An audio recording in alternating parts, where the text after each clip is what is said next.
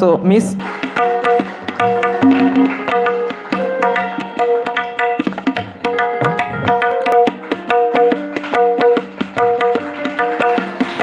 की बोलो ಭಾರತ್ ಮಾತಾ ಕಿ.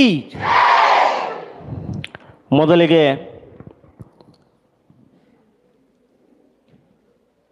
ಬಸವೇಶ್ವರನನ್ನ ಹೃದಯ ಮಂದಿರದಲ್ಲಿ ಸ್ಮರಣೆ ಮಾಡಿಕೊಂಡು ಗುರುಬಸವ ಪ್ರೌಢಶಾಲೆ, ಗುರುಬಸವ ಮಾಧ್ಯಮಿಕ ಶಾಲೆ, ಗುರುಬಸವ ಪದವಿ ಪೂರ್ವ ಶಾಲೆ ಸಂಯುಕ್ತ ಆಶ್ರಯದಲ್ಲಿ ಇವತ್ತು ಸ್ವಾಮಿ ವಿವೇಕಾನಂದಜಿಯವರ ದತ್ತಿ ಉಪನ್ಯಾಸ ನಿಮಿತ್ತವಾಗಿ ಈ ಕಾರ್ಯಕ್ರಮದ ಘನ ಅಧ್ಯಕ್ಷತೆಯನ್ನು ವಹಿಸಿರುವಂಥ ಶ್ರೀಯುತ ಬಿರಾಜ್ ಸರ್ ಅವರನ್ನು ಮೊದಲು ಮಾಡಿಕೊಂಡು, ಜೊತೆಗೆ ಈ ಕಾರ್ಯಕ್ರಮದಲ್ಲಿ ಹಿರಿಯರು, ಮಾರ್ಗದರ್ಶಕರು ಹಾಗೂ ಪ್ರತಿಭಾ ಪುರಸ್ಕಾರವನ್ನು ನೀಡಲಿಕ್ಕೆ ಬಂದಿರುವಂಥ ಎಲ್ಲ ಅತಿಥಿ ಮಹೋದಯರನ್ನು ಸ್ಮರಣೆ ಮಾಡಿಕೊಂಡು, ಜೊತೆಗೆ ಈ ಕಾಲೇಜಿನ ಎಲ್ಲ ಸಂಯುಕ್ತ ಆಶ್ರಯದಲ್ಲಿರುವಂಥ ಮುಖ್ಯೋಪಾಧ್ಯಾಯರನ್ನು, ಸಿಬ್ಬಂದಿ ವರ್ಗದವರನ್ನು, ಬೋಧಕೇತರ ಸಿಬ್ಬಂದಿ ವರ್ಗದವರನ್ನು, ಜೊತೆಗೆ ಅವರಿವರನ್ನದೇ ವೇದಿಕೆಯ ಮುಂಭಾಗದಲ್ಲಿ ಉಪಸ್ಥಿತರಾಗಿರುವಂತಹ ಎಲ್ಲ ಮುದ್ದು ವಿದ್ಯಾರ್ಥಿಗಳನ್ನು ನೆನಪಿಸಿಕೊಂಡು, ಇವತ್ತು ಸ್ವಾಮಿ ವಿವೇಕಾನಂದಜಿಯವರ ಬಗ್ಗೆ ಗುರುಗಳ ಆದೇಶದ ಮೇರೆಗೆ ನಾನು ಒಂದೆರಡು ವಿಚಾರಗಳನ್ನು ಹೇಳಲಿಕ್ಕೆ ಇಲ್ಲಿ ಪ್ರಯತ್ನ ಪಡ್ತಾ ಇದ್ದೀನಿ. ಇವತ್ತು ಬಸವ ಕಲ್ಯಾಣದ ದತ್ತಿದಾನಿಗಳಾಗಿರುವಂಥ ಶ್ರೀಯುತ ಡಾಕ್ಟರ್ ಸ್ವಾಮೀಜಿಯವರ ತಂದೆಯವರ ಸ್ಮರಣಾರ್ಥವಾಗಿ ದತ್ತಿ ಉಪನ್ಯಾಸವನ್ನು ಹಮ್ಮಿಕೊಂಡಿದ್ದಾರೆ. ಬಹುಶಃ ಮುದ್ದು ಮಕ್ಕಳೇ, ದತ್ತಿ ಉಪನ್ಯಾಸ ಇದು ನಿಮಗೆ ಹೊಸ ಪದ ಆಗಿರಬಹುದು. ದತ್ತಿ ಉಪನ್ಯಾಸಪ ಅಂದರೆ ತಂದೆ ತಾಯಿಗಳ ಸ್ಮರಣೆಯನ್ನು ಮಾಡುವಂಥದ್ದು. ಹೀಗಾಗಿ ಆ ತಂದೆಯವರ ಸ್ಮರಣಾರ್ಥ ನಿಮಿತ್ತವಾಗಿ ಒಂದು ದತ್ತಿ ಉಪನ್ಯಾಸ ಕಾರ್ಯಕ್ರಮ ಕೊಡಬೇಕು ಸರ್ ಅಂಥೇಳಿ ನನಗೆ ಮಾರ್ಗದರ್ಶಕರಾಗಿರುವಂತಹ ಪಾಟೀಲ್ ಸರ್ ಅವರು ಕೇಳಿಕೊಂಡ್ರು. ಬಹಳ ಸಂತೋಷದಿಂದ ನಾನು ಒಪ್ಕೊಂಡೆ.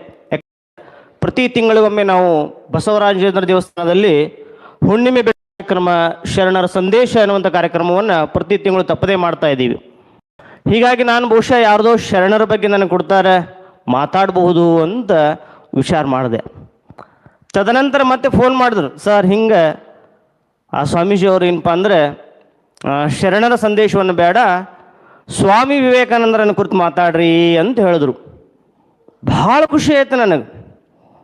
ಯಾಕಂದರೆ ಶರಣರ ಬಗ್ಗೆ ಯಾವ ಶರಣರ ಬಗ್ಗೆ ಹೇಳೋದು? ಅಲ್ಲಮಪ್ಪರ ಬಗ್ಗೆ ಹೇಳೋದು, ಬಸವಣ್ಣವ್ರ ಬಗ್ಗೆ ಹೇಳೋದು, ಐದಕ್ಕೆ ಲಕ್ಕಮ್ಮನ ಬಗ್ಗೆ ಹೇಳೋದು, ಮಾದಾರ ಚೆನ್ನಯ್ಯನ ಬಗ್ಗೆ ಹೇಳೋದು, ನುಲ್ಲೆ ಚೆನ್ನಯ್ಯನ ಬಗ್ಗೆ ಹೇಳೋದು, ದೇವರ ದಾಸಿಮಯ್ಯನ ಯಾರ ಬಗ್ಗೆ ಹೇಳೋದು? ಇಲ್ಲ ಸರ್, ನಿಮಗೆ ವಿವೇಕಾನಂದಜಿಯವ್ರ ಬಗ್ಗೆ ಮಾತಾಡ್ರಿ ಅಂದಾಗ ಭಾಳ ಖುಷಿ ಆಯಿತು. ಇಲ್ಲ ಸರ್, ನಾನು ವಿವೇಕಾನಂದಜಿಯವ್ರ ಬಗ್ಗೆ ಮಾತಾಡ್ತೀನಿ. ಆದರೆ ವಿವೇಕಾನಂದಜಿಯವ್ರ ಬಗ್ಗೆ ಮಾತಾಡೋದು ಅಷ್ಟು ಸಾಮಾನ್ಯ ಕೆಲಸ ಅಲ್ಲ. ಯಾಕಂದರೆ ಭಾರತದ ವಿಶ್ವಗುರು ಆಗಲಿಕ್ಕೆ ಮೂಲ ಕಾರಣೀಕರ್ತರೆ ವಿವೇಕಾನಂದರು.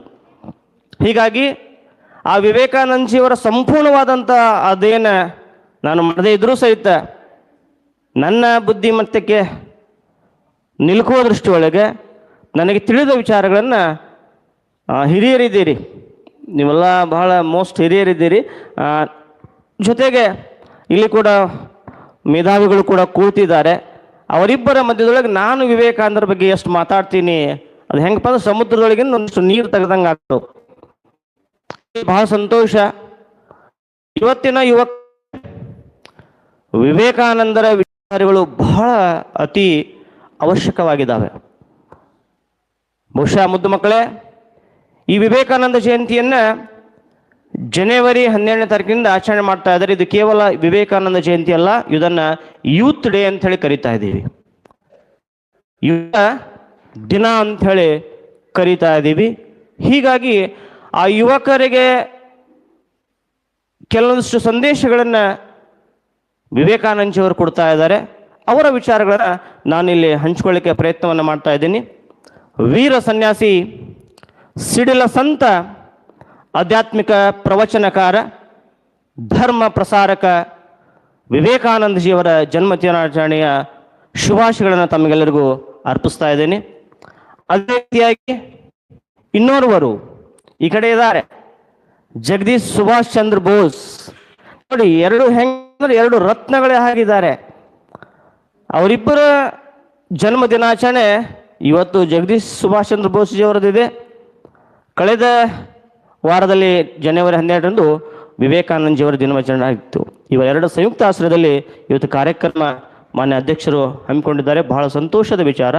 ಇಲ್ಲಿ ಸ್ವಾಮಿ ವಿವೇಕಾನಂದರ ಕೆಲವಷ್ಟು ಬಾಲ್ಯದ ವಿಚಾರಗಳನ್ನು ನಾನು ನಿಮಗೆ ಹೇಳಕ್ಕೆ ಪ್ರಯತ್ನವನ್ನು ಮಾಡ್ತಾ ಇದ್ದೀನಿ. ಸ್ವಾಮಿ ವಿವೇಕಾನಂದಜಿಯವರು 1863 ಜನವರಿ 12ರಂದು ಪಶ್ಚಿಮ ಬಂಗಾಳದಲ್ಲಿ ಅವರ ಜನ್ಮ ಆಗ್ತಾ ಇದೆ. ತಂದೆ ವಿಶ್ವನಾಥ ದತ್ತ, ತಾಯಿ ಭುವನೇಶ್ವರಿ ದೇವಿ. ತಂದೆ ಪ್ರಕಾಂಡ ಪಂಡಿತರು, ನ್ಯಾಯವಾದಿಗಳು. ಈ ವಾಸ್ ಎ ಅಡ್ವೊಕೇಟ್. ಅವರೊಬ್ಬರು ವಕೀಲರಿದ್ದರು, ಬಹಳ ಸುಪ್ರಸಿದ್ಧ ವಕೀಲರು. ತಾಯಿ ಕೂಡ ಅಷ್ಟೇ, ಬಹಳ ಸುಸಂಸ್ಕೃತದ ಮನೆತನ. ಇಂಥ ಮನೆತನದಲ್ಲಿ 1863 ಜನವರಿ 12ರಂದು ವಿವೇಕಾನಂದಜಿಯವರ ಜನ್ಮವಾಗ್ತಾ ಇದೆ. ಮೊದಲನೇ ಹೆಸರು ನರೇಂದ್ರ ಅನ್ನುವಂಥದ್ದು. ಬಹಳ ಪ್ರೀತಿಯಿಂದ ನರೇನ್ ನರೇನ್ ನರೇನ್ ಅಂತ ಹೇಳಿ ಕರೀತಾ ಇದ್ರು.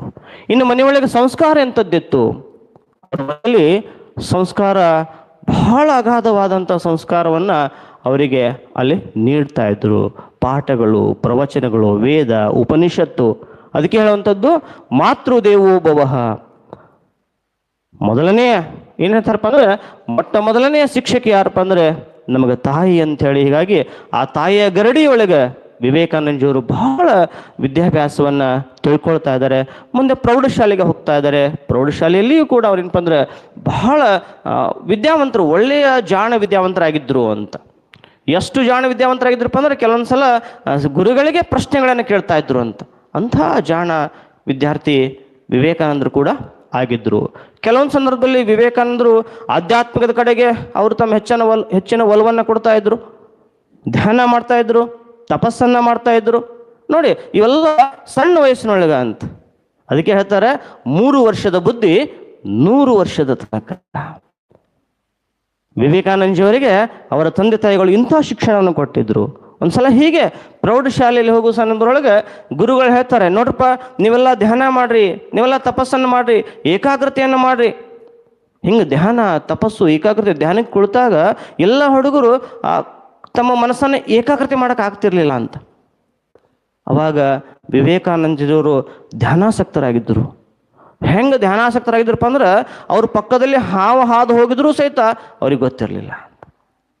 ನೋಡಿ, ತಪಸ್ಸು. ಹಿಂಗೆ ಅವರು ಜ್ಞಾನಗಳನ್ನು ಧ್ಯಾನ ಮಾಡ್ಕೊಂಡು ದಿವ್ಯ ಜ್ಞಾನವನ್ನು ಪಡ್ಕೊಂಡಿದ್ರು.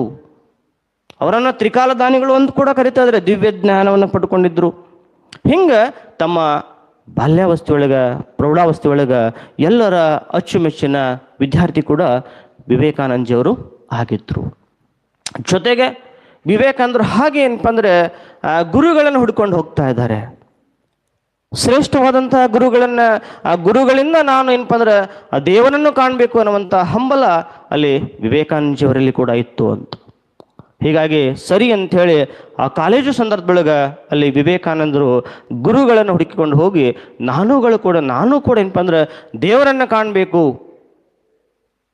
ನಾನು ಕೂಡ ದೇವರನ್ನು ಕಾಣಬೇಕು ಅಂಥೇಳಿ ವಿಚಾರವನ್ನು ಮಾಡಿಕೊಂಡು ಅವರುಗಳು ಕೂಡ ಏನಪ್ಪ ಅಂದರೆ ಗುರುಗಳನ್ನು ಹುಡುಕಿಕೊಂಡು ಹೊರಡ್ತಾ ಇದ್ದಾರೆ. ಅವಾಗ ಒಬ್ರು ಹೇಳ್ತಾ ಇದ್ದಾರೆ, ಇಂಥ ಗುರುಗಳದಾರಲ್ಲ, ಇಂಥ ಶ್ರೇಷ್ಠ ಗುರುಗಳದಾರಲ್ಲ, ಆ ಗುರುಗಳು ದಿನಾಲು ದೇವರ ಜೊತೆ ಮಾತಾಡ್ತಾ ಇದ್ದಾರೆ, ಅಂತಹ ಗುರುಗಳನ್ನು ನಾನು ನಿಮಗೆ ತೋರಿಸ್ತೀನಿ ಬಾ ಅಂಥೇಳಿ ಅವರ ಗೆಳೆಯರ ಬಳಗ, ಬಹಳ ಒಳ್ಳೆಯ ಗೆಳೆಯರ ಬಳಗ ಇದ್ದರು ಅಂತ.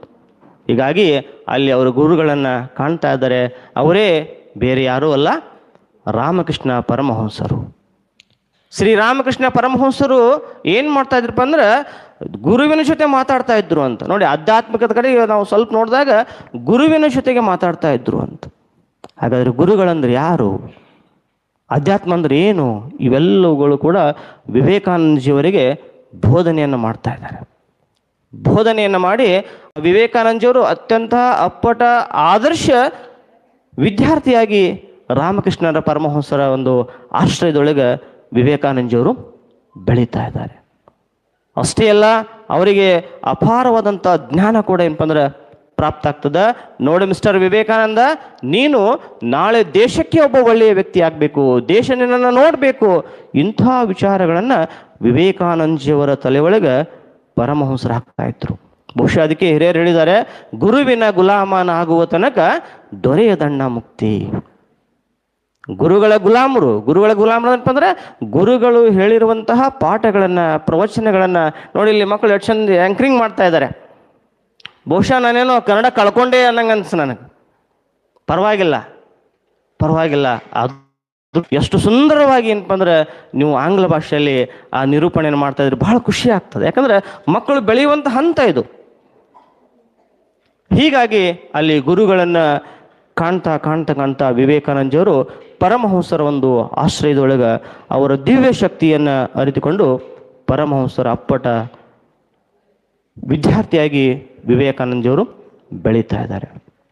ಹೀಗೆ ಮುಂದೆ ಅವ್ರು ಏನು ಮಾಡ್ತಾರಪ್ಪ ಅಂದರೆ ಧರ್ಮದ ಬಗ್ಗೆ, ದಯಾ ಬಗ್ಗೆ ಎಲ್ಲವೂ ಕೂಡ ಏನು ಅಲ್ಲಿ ವಿವೇಕಾನಂದಜಿಯವರಿಗೆ ಪರಮಹಂಸರು ಮನವರಿಕೆಯನ್ನು ಮಾಡಿಕೊಡ್ತಾ ಇದ್ದಾರೆ. ತದನಂತರ ಮುಂದೆ 1884 ಏನಾಗ್ತದಪ್ಪ ಅಂದ್ರೆ ರಾಮಕೃಷ್ಣ ಪರಮಹಂಸರು ದೈವಾಧೀನರಾಗ್ತಾ ಇದ್ದಾರೆ, ತೀರ್ಕೊಂಡಾಗ ಬಹಳ ಏನಾಗ್ತದಪ್ಪ ಅಂದ್ರೆ ವಿವೇಕಾನಂದಜಿಯವರಿಗೆ ಅಗಾಧವಾದಂಥ ಒಂದು ಶಕ್ತಿನೂ ಹೋಗ್ಬಿಡ್ತಲ್ಲ, ನಾನೇನೋ ಕಳ್ಕೊಂಡ್ಬಿಟ್ಟಲ್ಲ ಅಂಥೇಳಿ ಹಿಂಗೆ ಚಿಂತೆ ಮಾಡಿ ಕೊನೆಗೆ ವಿವೇಕಾನಂದರು ಏನು ಮಾಡ್ತಾರಪ್ಪ ಅಂದ್ರೆ ರಾಮಕೃಷ್ಣರ ಪರಮಹಂಸರ ಹೆಸರನ್ನು ಉಳಿಸ್ಬೇಕು ಅಂಥೇಳಿ ಅವರು ಕೂಡ ಏನಪ್ಪ ಅಂದ್ರೆ ಧರ್ಮ ಪ್ರಚಾರವನ್ನು ಮಾಡ್ತಾ ಇದ್ದಾರೆ. ರಾಮಕೃಷ್ಣ ಆಶ್ರಮವನ್ನು ತೆಗಿಬೇಕಂಥೇಳಿ ವಿವೇಕವನ್ನು ಮಾಡ್ತಾ ಇದ್ದಾರೆ, ಚಿಂತನೆಯನ್ನು ಮಾಡ್ತಾ ಇದ್ದಾರೆ, ಮಾಡಿ ದೇಶವನ್ನು ಸುತ್ತಲಿಕ್ಕೆ ಅವರು ಪ್ರಯತ್ನವನ್ನು ಮಾಡ್ತಾ ಇದ್ದಾರೆ. ದೇಶ ಸುತ್ತ ಮುಂದೆ ವರೆದು ವಿದೇಶಕ್ಕೆ ಕೂಡ ಅವರು ಹೋಗ್ತಾ ಇದ್ದಾರೆ. ಈ ಕನ್ಯಾಕುಮಾರಿ ಆಗಿರ್ಬೋದು, ಪಾಟ್ನಾ, ಲಖನೌ, ಋಷಿಕೇಶ, ಹಿಂಗೆ ಮುಂದೆ ದೇಶ ಬಿಟ್ಟು ವಿದೇಶಕ್ಕೆ ಹೋಗುವಂಥ ಒಂದು ಸುವರ್ಣವಾದಂಥ ಅವಕಾಶ ಕೂಡ ಸ್ವಾಮಿ ವಿವೇಕಾನಂದರಿಗೆ ಬರ್ತಾ ಇದೆ. ನೋಡಿ ಮಕ್ಕಳೇ, ಅವಕಾಶಗಳು ಹಿಂಗೆ ಬರ್ತಾವಂತ ಹೇಳೋಕ್ಕಾಗಂಗಿಲ್ಲ, ಅವಕಾಶಗಳು ನಿಮ್ಮನ್ನು ಗುರುತಿಸ್ತಾ ಇದ್ದಾವೆ. ಹಿಂಗೆ ವಿವೇಕಾನಂದಜಿಯವರು 1893 ಅಮೇರಿಕಾದೊಳಗೆ ವಿಶ್ವಧರ್ಮ ಸಮ್ಮೇಳನ ಅಂತ ನಡೀತಿತ್ತು. ಅವಾಗೆಲ್ಲ ರಾಜ ಮಹಾರಾಜರೆಲ್ಲ ಕೂತ್ಕೊಂಡು ಈ ಸಲ ರಾಯಭಾರಿಯಾಗಿ ನಮ್ಮ ದೇಶದ ಪ್ರತಿನಿಧಿಯಾಗಿ ಯಾರನ್ನು ಕಳಿಸೋಣ ಅಂದಾಗ ಕೆಲವೊಂದು ಜನ ಹೇಳಿದ್ರು, ಇಲ್ಲ, ಮಿಸ್ಟರ್ ವಿವೇಕಾನಂದಜಿಯವರಿದ್ದಾರೆ, ಆ ವೀರ ಸನ್ಯಾಸಿ ಇದ್ದಾರೆ, ಅವರನ್ನು ಕಳಿಸ್ಕೊಡೋಣ. ನೋಡಿ ವಿವೇಕಾನಂದಜಿಯವರು 1893 ವಿಶ್ವಧರ್ಮ ಸಮ್ಮೇಳನಕ್ಕೆ ಚಿಕಾಗೋಕ್ಕೆ ಹೋಗ್ಬೇಕಾಗ್ತದೆ. ಆಗಿನ ಕಾಲದೊಳಗೆ ವ್ಯವಸ್ಥೆ ಬಹಳ ಏನಾಗಿತ್ತಪ್ಪ ಅಂದರೆ ಕಷ್ಟದಾಯಕವಾಗಿತ್ತು. ದುಡ್ಡಿನ ಸಂಗ್ರಹ ಕೂಡ ಇರಲಿಲ್ಲ. ಅಲ್ಲಿ ಎಲ್ಲ ದುಡ್ಡನ್ನು ಸಂಗ್ರಹ ಮಾಡಿಕೊಂಡು ವಿವೇಕಾನಂದಜಿಯವರನ್ನ ಭಾರತದ ಪ್ರತಿನಿಧಿಯಾಗಿ ವಿಶ್ವಧರ್ಮ ಸಮ್ಮೇಳನಕ್ಕೆ ಕಳಿಸ್ತಾ ಇದ್ದಾರೆ. ಆದರೆ ಅಲ್ಲಿ ಕೆಲವೊಂದು ದಿವಸ ಆ ಚಿಕಾಗೋ ಸಮ್ಮೇಳನ ಮುಂದೂಡಲ್ಪಡ್ತಾ ಇದೆ. ಭಾರತದಲ್ಲಿ, ಅಮೇರಿಕೆಯಲ್ಲಿ ಅಲ್ಲೇ ಅವರು ಇರಬೇಕಾಗ್ತದೆ. ಕೆಲವೊಂದು ಸಲ ಆ ಒಂದು ರೈಲ್ವೆ ಬೋಗಿಯಲ್ಲೇ ಮಲಗ್ತಾರೆ, ಕೆಲವೊಂದು ಸಲ ಇನ್ನೊಬ್ಬರ ಆ ಜಗುಲಿ ಕಟ್ಟೆ ಮೇಲೆ ಮಲಗ್ತಾರೆ. ನೋಡಿ, ಇಂಥ ಒಂದು ಪರಿಸ್ಥಿತಿ ಇವತ್ತು ಲಾಸ್ ಗೀಸ್ ಎಲ್ಲ ಇದ್ದಾವೆ. ಆದರೆ ವಿವೇಕಾನಂದಜಿಯವರು ಎಂಥ ಒಂದು ಕಷ್ಟದೊಳಗೆ ಅವ್ರ ಜೀವನವನ್ನು ಮಾಡ್ತಾರೆ. ಆ ದುಡ್ಡನ್ನು ವ್ಯಯ ಮಾಡಂಗಿಲ್ಲ, ಸುಮ್ಮನೆ ವೇಸ್ಟ್ ಮಾಡಂಗಿಲ್ಲ. ಹೀಗಾಗಿ ನಾನೇನು ಮಾಡ್ತೀನಪ್ಪ ಅಂದ್ರೆ ನನ್ನ ಧರ್ಮವನ್ನು ಇಲ್ಲಿ, ನನ್ನ ಧರ್ಮದ ಗುರುತನ್ನು ನಾನು ಬಿಟ್ಟು ಹೋಗ್ತೀನಿ ಅಂಥೇಳಿ ತಿಳಿದುಕೊಂಡು ಅವರು ಸುಮಾರು ದಿನಗಳ ಕಾಲ ಅಲ್ಲೇ ಏನು ಮಾಡ್ತಾರೆ, ವಾಸವಾಗ್ತಾ ಇದ್ದಾರೆ. ತದನಂತರ ಅವರ ಪಾಂಡಿತ್ಯವನ್ನು ನೋಡಿ, ಅವರ ವಿದ್ವತ್ತನ್ನು ನೋಡಿ, ಅಲ್ಲಿರುವಂಥ ಪ್ರೊಫೆಸರ್ ರೈಟ್ ಅನ್ನುವಂಥ ಪ್ರೊಫೆಸರು ಅವರ ಪಾಂಡಿತ್ಯವನ್ನು ಗುರುತಿಸ್ತಾ ಇದ್ದಾರೆ. ಗುರುತಿಸಿ, ನೋಡಿ ಮಿಸ್ಟರ್ ವಿವೇಕಾನಂದ, ನಾನು ನಿಮಗೇನಪ್ಪ ಅಂದ್ರೆ ಕೆಲವಷ್ಟು ಅನುಕೂಲಗಳನ್ನು ಮಾಡಿಕೊಡ್ತೀನಿ, ನೀವು ಇಲ್ಲೇ ಇರ್ರಿ ಅಂಥೇಳಿ ಒಂದಿಷ್ಟು ಅವರಿಗೆ ಅನುಕೂಲಗಳನ್ನು ಮಾಡಿಕೊಂಡು ಮುಂದೆ ಅವ್ರೇನು ಮಾಡ್ತಾರಪ್ಪ ಅಂದರೆ ಆ ಒಂದು ವಿಶ್ವಧರ್ಮ ಸಮ್ಮೇಳನದೊಳಗೆ ಅವರುಗಳು ಕೂಡ ಭಾಗಿಯಾಗ್ತಾರೆ. ಅಲ್ಲಿ ಒಂದು ರೋಮಾಂಚನಕಾರಿಯಾದಂಥ ಒಂದು ಘಟನೆ ಕೂಡ ಅಲ್ಲಿ ನಡೀತಾರೆ. ಏನಾಗ್ತದಪ್ಪ ಅಂದ್ರೆ ಅಲ್ಲೆಲ್ಲ ಆ ವಿವೇಕಾನಂದಜಿಯವ್ರನ್ನ ಗುರುತಿಸ್ತಾರ. ಏವ ಇಲ್ಲೇ ಇದ್ದಲ್ಲ, ಈ ಸಾಧು ಇದ್ದಲ್ಲ, ಈ ಸನ್ಯಾಸಿ ಇಲ್ಲೇ ಇದ್ದಲ್ಲ, ಹಿಂಗೆಲ್ಲ ಜನ ಗುರುತಿಸ್ತಾ ಇದ್ರು. ಆದರೆ ಆ ಭಾರತ ದೇಶದ ಪ್ರತಿನಿಧಿಯಾಗಿ ಬಂದಿರುವಂಥ ವಿವೇಕಾನಂದಜಿಯವರು ತಮ್ಮ ಸರದಿ ಬಂದಾಗ, ತಾವು ಮಾತನಾಡುವಂಥ ಸರದಿಯನ್ನು ಬಂದಾಗ, ಅವಾಗ ವಿವೇಕಾನಂದಜಿಯವರು ಏನಂತಾರಪ್ಪ ಅಂದರೆ, ಅಮೇರಿಕಾದ my dear sister and brothers in America, ಅಮೇರಿಕಾದ ಸಹೋದರ ಸಹೋದರಿಯರೇ ಇಷ್ಟು ಅಂದಾಗ ಆ ವಿದೇಶಿಗರು ಎಂಥ ಮಹಾನ್ ವ್ಯಕ್ತಿ ಇದಾನಲ್ಲ ಅಂಥೇಳಿ ಜೋರಾಗಿ ಚಪ್ಪಾಳೆಯನ್ನು ಹಾಕಿದ್ರು. ಇದರಿಂದ ನಾವು ವಿವೇಕಾನಂದರುಗಳನ್ನು ಗುರುತಿಸ್ತಾ ಇದ್ದೀವಿ. ಅಲ್ಲಿವರೆಗೆ ವಿವೇಕಾನಂದರ ವಿಚಾರಗಳು ನೋಡಿ, ಆ ಒಂದು ಸಹೋದರ ಸಹೋದರಿಯರ ಒಂದು ಭಾತೃತ್ವ ಎಂಥದ್ದಿತ್ತು ಅನ್ನುವಂಥದ್ದು ಅಲ್ಲೆಲ್ಲ ಜನ ಕೊಂಡಾಡ್ತಾ ಇದ್ದಾರೆ. ಏನಪ್ಪ ನಮಗೆ ವಿದೇಶದವ ಬಂದು ಅಣ್ಣತಮ್ಮ ಅಣ್ಣತಂಗಿಯರಂದಲ್ಲ ಅಂತೇಳಿ ಅವನನ್ನು ಎಲ್ಲರೂ ಆ ಅಣ್ಣ ತಮ್ಮಂದಿರ ಹಾಗೆ ಅವನನ್ನು ಗುರುತಿಸ್ತಾ ಇದ್ದಾರೆ. ದೇಶದ ಬಗ್ಗೆ ಒಳ್ಳೆಯ ರೀತಿಯಾದಂಥ ಅಭಿಪ್ರಾಯಗಳನ್ನು ಅಲ್ಲೇನು ಮಾಡ್ತಾರಪ್ಪ ಅಂದರೆ ಆ ಸರ್ವಧರ್ಮನ ಸಮ್ಮೇಳನದೊಳಗೆ ಅವರು ವ್ಯಕ್ತಪಡಿಸ್ತಾ ಇದ್ದಾರೆ. ನಮ್ಮ ದೇಶ ಜಾತ್ಯತೀತೆಯಿಂದ ಕೂಡಿರುವಂಥ ದೇಶ, ನಮ್ಮದು ಸನಾತನ ದೇಶ, ಆಧ್ಯಾತ್ಮಿಕತೆಯಿಂದ ಕೂಡಿರುವಂಥ ದೇಶ, ನಮ್ಮ ದೇಶ ವಿಶ್ವಕ್ಕೆ ಮಾದರಿಯಾಗಿರುವಂಥ ದೇಶ, ಹಿಂಗೆ ಹೇಳಿ ಆ ಧರ್ಮ ಗ್ರಂಥದಲ್ಲಿರುವಂಥ ವಿಚಾರಗಳನ್ನು ಅವರು ಆ ವಿದೇಶಿಗರಿಗೆ ತೋರಿಸ್ಕೊಡ್ತಾ ಇದ್ದಾರೆ. ಹೀಗಾಗಿ ಅಲ್ಲಿ ವಿದೇಶಿಗರು ಆ ವಿವೇಕಾನಂದಜಿಯವರ ಅಪ್ಪಟ ಶಿಷ್ಯಂದರು ಕೂಡ ಅವರು ಆಗ್ತಾ ಇದ್ದಾರೆ. ಬೇರೆ ಬೇರೆ ದೇಶಗಳಿಗೆ ವಿವೇಕಾನಂದಜಿಯವರನ್ನು ಕರೆದುಕೊಂಡು ಹೋಗಿ ಭಾಷಣಗಳನ್ನು ಮಾಡಿಸ್ತಾರೆ. ನೋಡಿ, ವಿವೇಕಾನಂದಜಿಯವರು ಸಂಸ್ಕೃತ, ಇಂಗ್ಲೀಷು, ಬಂಗಾಲಿ ಎಲ್ಲ ಭಾಷೆಯನ್ನು ಕರಗತ ಮಾಡಿಕೊಂಡವರಾಗಿದ್ದರು. ಹೀಗಾಗಿ ವಿದೇಶದೊಳಗೆ ಇಂಗ್ಲೀಷ್ ಭಾಷೆ ಮಾತಾಡಿ ಮಾತಾಡಿ ಮಾತಾಡಿ ಅವರುಗಳು ಕೂಡ ಏನಪ್ಪ ಅಂದ್ರೆ ನಮ್ಮ ದೇಶದ ಹೆಸರನ್ನು ಉತ್ತುಂಗಕ್ಕೆ ಕಂಡು ಹೋಗ್ತಾರೆ. ಅದಕ್ಕೆ ಹೇಳಿದರು, ಬಹುಶಃ ಭಾರತ ವಿಶ್ವಗುರು ಸ್ಥಾನದಲ್ಲಿತ್ತು ಅಂತ. ಈ ರೀತಿ ಒಳಗೆ ಜಗತ್ತಿನೊಳಗೆ ಶ್ರೇಷ್ಠ ದೇಶ ನಂದು ಅಂಥೇಳಿ ಆ ದೇಶದ ಬಗ್ಗೆ ಅಲ್ಲಿ ಕೊಂಡಾಡ್ತಾ ಇದ್ದಾರೆ. ಇನ್ನು ವಿವೇಕಾನಂದರು ಎಂಥ ಮೇಧಾವಿಗಳಾಗಿದ್ದರು, ಎಂಥ ಜಾಣ ಆಗಿದ್ದರು ನೋಡಿ. ಆ ಬೇರೆ ದೇಶದೊಳಗೆ ಆ ಸಮಯ ಅವರಿಗೆ ಪಾಸ್ ಆಗಲಿಲ್ಲ, ಟೈಮ್ ಪಾಸ್ ಆಗಲಿಲ್ಲ, ಗ್ರಂಥಾಲಯಕ್ಕೆ ಹೋಗ್ತಾ ಇದ್ರು. ಅದು ವಿದೇಶದೊಳಗೆ ಗ್ರಂಥಾಲಯಕ್ಕೆ ಹೋಗಿ ಅಲ್ಲಿ ಅಭ್ಯಾಸವನ್ನು ಮಾಡ್ತಾ ಇದ್ರು. ಒಂದೊಂದು ಗ್ರಂಥ ಪುಸ್ತಕವನ್ನು ತಗೋತಿದ್ರು. 2-3 ದಿನ ಆದ ಕೂಡಲೇ ಆ ಪುಸ್ತಕಗಳನ್ನು ವಾಪಸ್ ಆ ಗ್ರಂಥ ಪಾಲಕರಿಗೆ ಕೊಡ್ತಾ ಇದ್ರು ಅಂತ. ಹಿಂಗೆ ಸುಮಾರು ದಿನಗಳ ನಂತರ ತಗೊಳ್ಳೋದು ನಡೆದಿತ್ತು. ಅವಾಗ ಗ್ರಂಥ ಪಾಲಕರಿಗೆ ಆಶ್ಚರ್ಯ ಆಯಿತು. ಮಿಸ್ಟರ್ ವಿವೇಕಾನಂದ ಕಮ್ ಹಿಯರ್, ಏನಪ್ಪ ತಗೋತಿ ಒಯ್ತಿ ಮತ್ತು ವಾಪಸ್ ಏನು ಓದ್ತೇನಿಲ್ಲೋ? ಅವಾಗ ಅಲ್ಲಿ ವಿವೇಕಾನಂದಜಿಯವರು ಹೇಳ್ತಾ ಇದ್ದಾರೆ, ಸರ್ ಇಂಥ ಪೇಜ್ ಒಳಗೆ ಬೇಕಾದ ಕೇಳ್ರಿ, ನಾನು ಹೇಳ್ತೀನಿ ನೋಡಿ. ಅವರೇ ಅಂತಿದ್ರು, ಇಂಥ ಪುಟ ಒಳಗೆ ಇಂಥ ಪೇಜ್ ಒಳಗೆ ಇಂಥ ವಿಷಯ ಇದೆ ಅನ್ನುವಂಥ ಜ್ಞಾನ ಅವರಲ್ಲಿತ್ತು ಅಂತ ನೋಡಿ. ಅಷ್ಟು ಅವರು ಜ್ಞಾನಚಿತ್ತರಾಗಿ ಪುಸ್ತಕಗಳನ್ನು ಓದ್ತಾ ಇದ್ರು. ಬಹುಶಃ ನನಗೆ ಸರ್ 1-2 ಪುಸ್ತಕ ಕೊಟ್ಟರು, ನೋಡಿದೆ. ಅದು ಎಷ್ಟು ಚಂದ ಅಲ್ಲಿ ಏನಪ್ಪ ಅವರೆಲ್ಲ ಆ ಸಂಕುಲಗಳ ವಿಶ್ವೇಶ್ವರ ಬೆಳೆದು ಬಂದ ದಾರಿ, ಅಲ್ಲಿರುವಂಥ ಕಾಲೇಜು ವ್ಯವಸ್ಥೆ, ಪ್ರೌಢಶಾಲೆ ವ್ಯವಸ್ಥೆ, ಮಾಧ್ಯಮಿಕ ವ್ಯವಸ್ಥೆ, ಇವೆಲ್ಲವುಗಳು ಕೂಡ ಅದರಲ್ಲಿ ಇದೆ. ಹಿಂಗೆ ವಿವೇಕಾನಂದರು ಎಲ್ಲ ಧರ್ಮಗಳನ್ನು, ಯಾವ ಧರ್ಮವನ್ನು ಕೂಡ ಅವರು ಅಲ್ಲಗಳೆಯಲಿಲ್ಲ. ಸರ್ವಧರ್ಮ ಸಮ್ಮೇಳನದಲ್ಲಿ ಯಾವ ಧರ್ಮವೂ ಕೂಡ ಅವರು ಅಲ್ಲಗಳೆಯಲಿಲ್ಲ. ಎಷ್ಟೋ ಜನ ಭಾರತ ಧರ್ಮವನ್ನು ಅಲ್ಲಗಳೆದ್ರು. ಒಂದು ಸಂದರ್ಭ ಇದೆ, ಎಲ್ಲ ಧರ್ಮ ಗ್ರಂಥಗಳು ಮೇಲೆ ಇದ್ದು ಭಾರತ ಧರ್ಮ ಗ್ರಂಥ ಕೆಳಗೆ ಇತ್ತು ನೋಡಿ. ಅದಕ್ಕೂ ಕೂಡ ವಿವೇಕಾನಂದಜಿಯವರು ಸಮರ್ಥನೆ ಮಾಡ್ಕೋತಾರೆ. ಎಸ್ ಹೌದಪ್ಪ, ನನ್ನ ಧರ್ಮಗ್ರಂಥ ಕೆಳಗಿದೆಯಲ್ಲ ನೋಡಿ, ಈ ಕೆಳಗಿನ ಧರ್ಮಗ್ರಂಥ ತೆಗೆದು ಬಿಡ್ತೀನಿ ಅಂತ ಹೇಳಿ ಆ ಧರ್ಮಗ್ರಂಥ ತೆಗೆದಾಗ ವಿದೇಶದ ಧರ್ಮಗ್ರಂಥಗಳು ಕೆಳಗೆ ಬಿದ್ದು ಅಂತ ನೋಡಿ. ಹಿಂಗೆ ನಮ್ಮ ಭಾರತ ಭಾರವಾದಂತಹ ದೇಶ ಎಲ್ಲ ಭಾರವನ್ನು ಹೊತ್ಕೊಂಡಿದೆ. ಅದಕ್ಕೆ ಕುವೆಂಪು ಹೇಳಿದ್ರು, ಸರ್ವ ಜನಾಂಗದ ಶಾಂತಿಯ ತೋಟ, ರಸಿಕರ ಕಂಗಳ ಸೆಳೆಯುವ ನೋಟ, ಹಿಂದೂ ಕ್ರೈಸ್ತ ಮುಸಲ್ಮಾನ್ ಪಾರಸೀಕರ ಜೈನರ ಉದ್ಯಾನವನ. ಈ ಭಾರತದೊಳಗೆ ತನುಜಾತೆ ನಮ್ಮ ಕರ್ನಾಟಕದೊಳಿದ್ದಾಳೆ ಅನ್ನುವಂಥದ್ದು ಆ ವಿವೇಕಾನಂದಜಿಯವರ ಶಿಷ್ಯರಾಗಿರುವಂಥ ಕುವೆಂಪು ಅವರು ಹೇಳ್ತಾ ಇದ್ದಾರೆ. ಹಿಂಗೆ ವಿಶ್ವದೊಳಗೆ ಭಾರತದ ಒಂದು ಪತಾಕೆಯನ್ನು ಹಾರಿಸಿದ್ರು. ಅಷ್ಟೇ ಅಲ್ಲ, ಹಾಗೆ ಹೋಗ್ತಾ ಹೋಗ್ತಾ ಟ್ರೈನ್ನೊಳಗೆ ಒಂದಿಷ್ಟು ಘಟನೆಗಳು ಕೂಡ ಅಲ್ಲಿ ನಡೀತಾ ಇದ್ದಾವೆ. ಏನಪ್ಪ ಅಂದ್ರೆ, ವಿದೇಶಿಯ ಮಹಿಳೆಯರು ಈ ವಿದೇಶಿಗನನ್ನು ನೋಡಿ, ತಮ್ಮ ದೇಶಕ್ಕೆ ಹೋದಾಗ ಇವನು ಯಾವನೋ ವಿದೇಶಿಗೆ ಬಂದಾನಂಥೇಳಿ ಅವನಿಗೆ ಒಂದು ಸ್ವಲ್ಪ ಟಿಂಗಲ್ ಮಾಡ್ತಾರೆ. ಅವನಿಗೆ ಒಂದು ಸ್ವಲ್ಪ ಏನಪ್ಪ ಅಂದರೆ ಸೇಮ್ ಮಾಡಬೇಕು, ಅವನಿಗೆ ಅಸಹ್ಯ ಮಾಡಬೇಕು, ಅವನಿಗೆ ಅಂಜಿಸ್ಬೇಕು ಅಂಥೇಳಿ ಆ ವಿವೇಕಾನಂದಜಿಯವರಲ್ಲಿರುವಂಥ ಕೆಲವೊಂದಿಷ್ಟು ಮೌಲ್ಯವಾದಂಥ ವಸ್ತುಗಳನ್ನು ತಾವು ತಗೋಬೇಕು ಅಂಥೇಳಿ ಅವನಿಗೆ ಬೆದರಿಕೆಯನ್ನು ಕೂಡ ಹಾಕ್ತಾರೆ. ವಾಚು ಅಂತೇಳಿ ಹೇಳ್ತಾ ಇದ್ದಾರೆ. ನೋಡಿ, ನಿಮ್ಮ ಕೈಲಿರುವಂಥ ಅಮೂಲ್ಯವಾದಂಥ ವಾಚನ್ನು, ಆ ಅಮೂಲ್ಯವಾದಂಥ ವಸ್ತುಗಳನ್ನು ಕೊಡ್ರಿ, ಇಲ್ಲಪ್ಪ ಅಂದರೆ ನೀವು ನಮ್ಮ ಮೇಲೆ ಏನೋ ನಮಗೆ ತೊಂದರೆ ಮಾಡೋಕೆ ನೀವು ಬಂದಿರಿ ಅಂಥೇಳಿ ನಾವು ಪೊಲೀಸರಿಗೆ ಹೇಳಿಬಿಡ್ತೀವಿ, ನೀವು ಪೊಲೀಸರು ಹಿಡ್ಕೊಂಡು ಹೋಗ್ಬಿಡ್ತಾರ.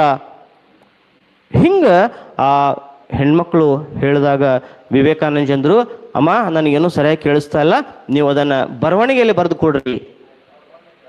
ಇಲ್ಲ ಹಿಂಗೆ ಏನಪ್ಪ ಅಂದ್ರೆ ಆ ವಿವೇಕಾನಂದಜಿಯವರು ಅವರು ಬಂದು ನಮಗೆ ಹಿಂಗೆ ತೊಂದರೆ ಕೊಡಾಕತ್ತಾರೆ, ನೀವು ಬರವಣಿಗೆಗಳಿಗೆ ಬರೆದು ಕೊಡ್ರಿ ಅಂತ ಹೇಳಿದಾಗ ಆ ಎಲ್ಲ ಹೆಣ್ಮಕ್ಳು ಬರವಣಿಗೆಗಳಿಗೆ ಬರೆದು ಕೊಡ್ತಾರೆ. ಅವಾಗ ಆ ವಿವೇಕಾನಂದಜಿಯವರಿಗೆ ಪೊಲೀಸರು ಬಂದು ಅವನನ್ನು ಕ್ವಶನ್ ಮಾಡಿದಾಗ, ಅವನನ್ನು ಕೇಳಿದಾಗ ಆ ಚೀಟಿಯನ್ನು ವಾಪಸ್ಸಾಗಿ ಅಲ್ಲಿ ಕೊಡ್ತಾ ಇದ್ದಾನೆ. ಅಲ್ಲಿ ತಮ್ಮ ಜಾಣತನವನ್ನು ವಿವೇಕಾನಂದಜಿಯವರು ತೋರಿಸಿದ್ರು ಅಂತ ನಾವು ಕೇಳ್ತಾ ಇದ್ದೀವಿ.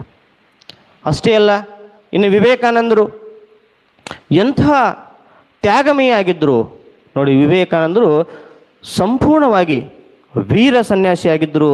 ತಮ್ಮ ಎಲ್ಲ ಅರ್ಷಡ್ ವರ್ಗಗಳನ್ನು ತ್ಯಾಗ ಮಾಡಿಕೊಂಡು ದೇಶದ ಸಲುವಾಗಿ ತಮ್ಮ ಜೀವನವನ್ನು ಮೀಸಲಾಗಿಟ್ಟರು.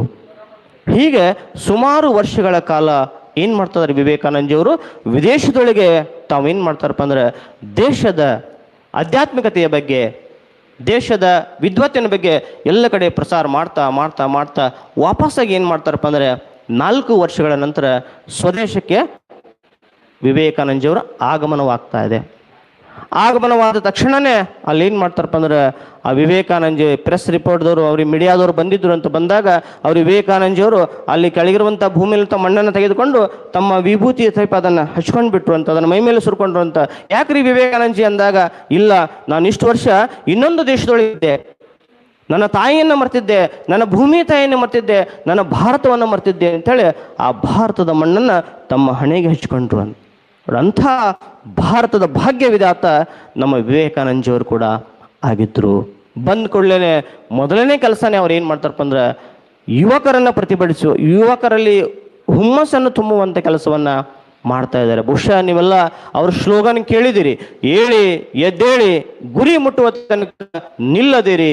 ಇದಕ್ಕಿಂತಲೂ ಮೊದಲನೇ ಸ್ಲೋಗನ್ ಏದಿಪ್ಪ ಅಂದ್ರೆ ಎಲ್ಲ ಯುವಕರೇ, ಎಲ್ಲ ಯುವತಿಯರೇ, ನಮ್ಮಲ್ಲಿರುವಂಥ ಭಾರತೀಯರನ್ನಾಗಿ ಕಾಣ್ರಿ, ಸಹೋದರರನ್ನಾಗಿ ಕಾಣ್ರಿ, ಅಬಲೆಯರನ್ನ ಸಬಲರನ್ನಾಗಿ ಮಾಡ್ರಿ, ದೀನರನ್ನ ದುರ್ಬಲರನ್ನ ಒಳ್ಳೆಯವರನ್ನಾಗಿ ಮಾಡ್ರಿ, ಏಳ್ರಿ ನಿಮ್ಮ ಗುರಿ ಮುಟ್ಟುವ ತನಕ ನಿಲ್ಲದಿರಿ ಅಂಥೇಳಿ ಆ ವಿವೇಕವಾಣಿ ನಮ್ಮೆಲ್ಲ ಯುವಕರಿಗೆ ಹೇಳ್ತಾ ಇದ್ದಾರೆ.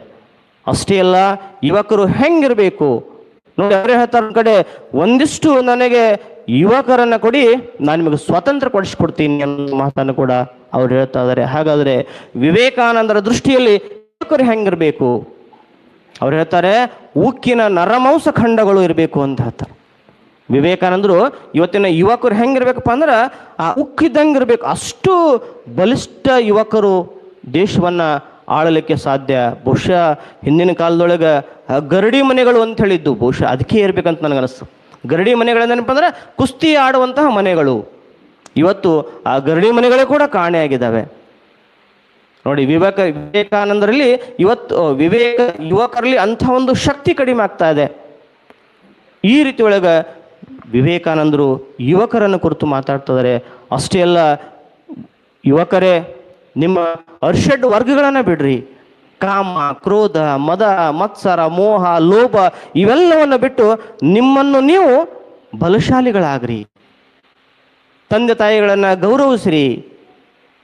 ನೋಡಿ, ಇವೆಲ್ಲ ಸಂದೇಶವನ್ನು ಯುವಕರಿಗೆ ಕೊಡ್ತಾ ಇದ್ದಾರೆ. ಅಷ್ಟೇ ಅಲ್ಲ, ಯುವಕರೇ ನಿಮ್ಮ ಮೇಲೆ ಬಹಳ ಜವಾಬ್ದಾರಿ ಇದೆ. ನೀವೊಂದು ಶಕ್ತಿ ಇದ್ದಂಗೆ. ನಮ್ಮ ದೇಶದ ಆಸ್ತಿನೇ ಯುವ ಪೀಳಿಗೆ ಇದೆ. ಆ ಯುವಕರಲ್ಲಿ ಶಕ್ತಿ ಇದೆ.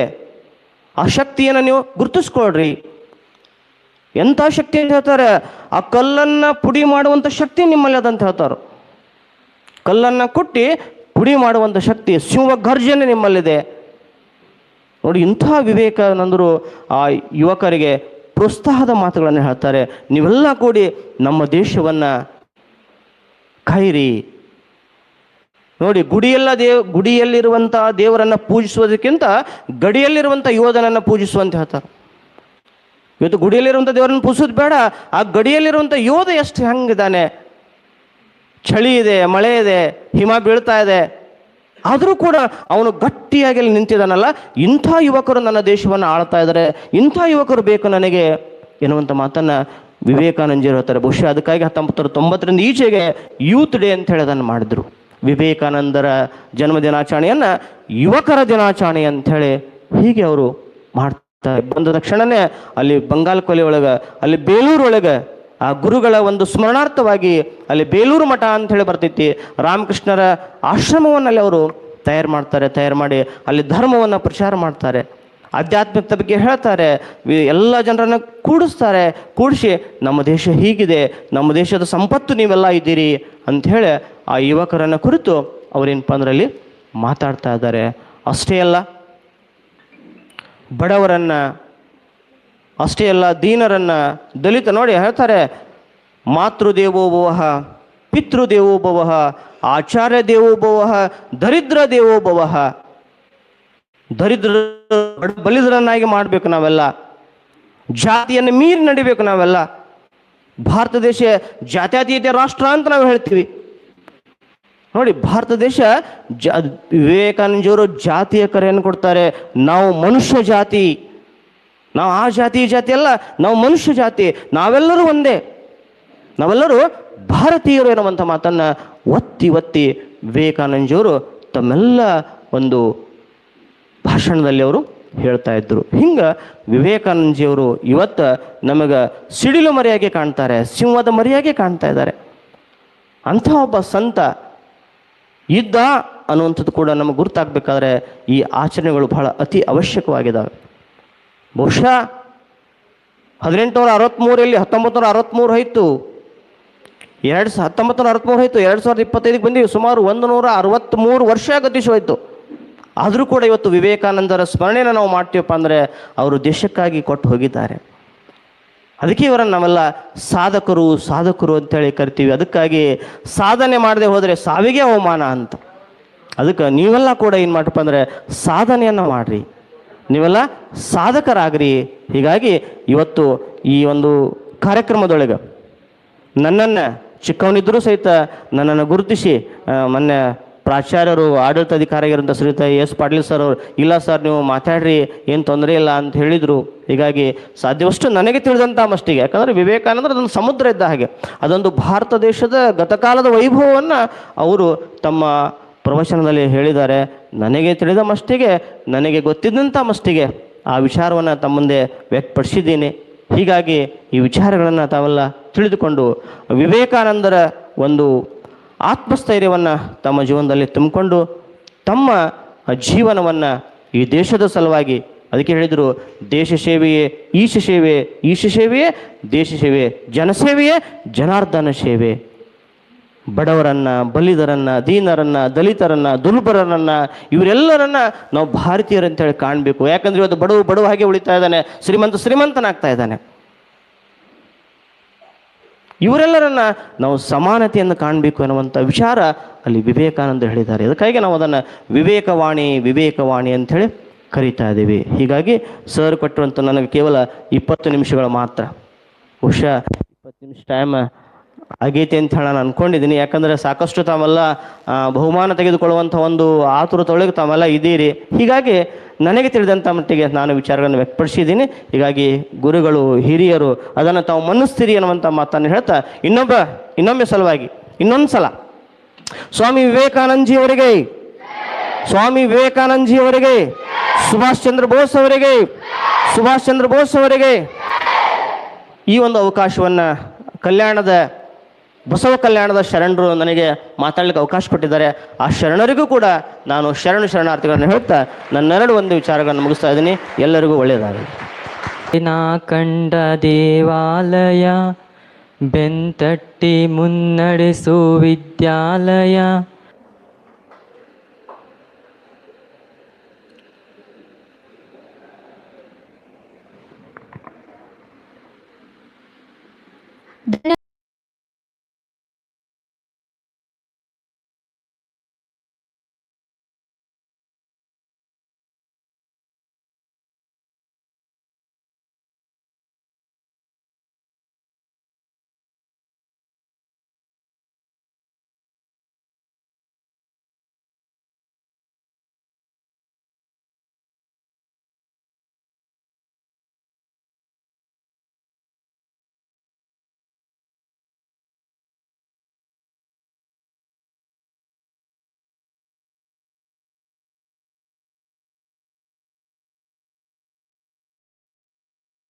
ವಾದ ಅಭಿನಂದನೆಗಳು.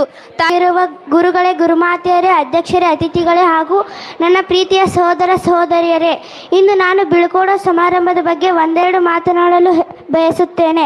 ಜ್ಞಾನ ದೇಗುಲವಿದು, ಕೈ ಮುಗಿದು ಒಳಗೆ ಬಾ ಎನ್ನುವ ಹಾಗೆ ನನ್ನ ಶಾಲೆ ನನ್ನ ಹೆಮ್ಮೆ. ನನ್ನ ಶಾಲಾ ಸಮಾರಂಭದಲ್ಲಿ ನನಗೆ ಮಾತನಾಡಲು ಅವಕಾಶ ಸಿಕ್ಕಿದ್ದಕ್ಕೆ ತುಂಬ ಸಂತೋಷವೆನಿಸುತ್ತಿದೆ. ನನ್ನ ಶಾಲಾ ವಾತಾವರಣ ತುಂಬ ಸುಂದರವಾಗಿದೆ. ಇದು Principal, Headmaster, Honorable Teachers and my dear bus and stars, good morning to one and all. My name is Sangeeta Medadar. I am studying in 10th standard. I am proud to be a student of Guru Basava School.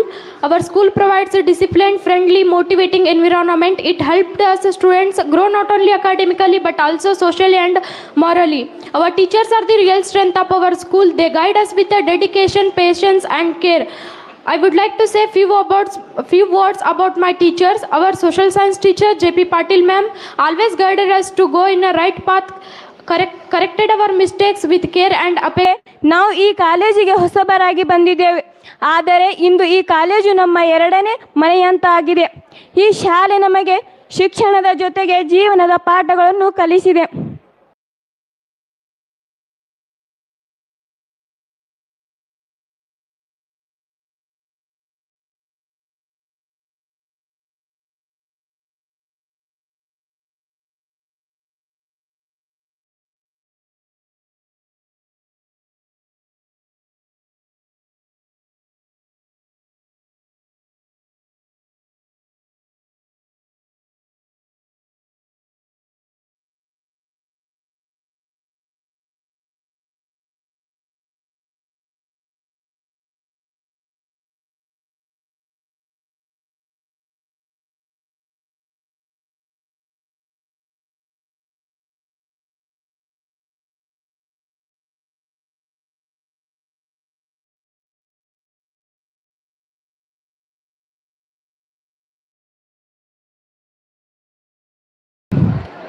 ಈ 7ನೇ ತರಗತಿ SSLC ಹಾಗೂ ದ್ವಿತೀಯ PUC ವಿದ್ಯಾರ್ಥಿಗಳ ಬೀಳ್ಕೊಡುವ ಸಮಾರಂಭದ ನಿಮಿತ್ತವಾಗಿ ನೇತಾಜಿ ಸುಭಾಷ್ ಚಂದ್ರ ಬೋಸ್ರ ಜನ್ಮದಿನಾಚರಣೆ ಹಾಗೂ ದತ್ತಿ ಉಪನ್ಯಾಸ ಕಾರ್ಯಕ್ರಮದ ಈ ಸಂಸ್ಥೆಯ ಬೆಳದರಸರೇ ಹಾಗೂ ದತ್ತಿ ಉಪನ್ಯಾಸವನ್ನು ನೀಡಲು ಬಂದಿರುವಂಥ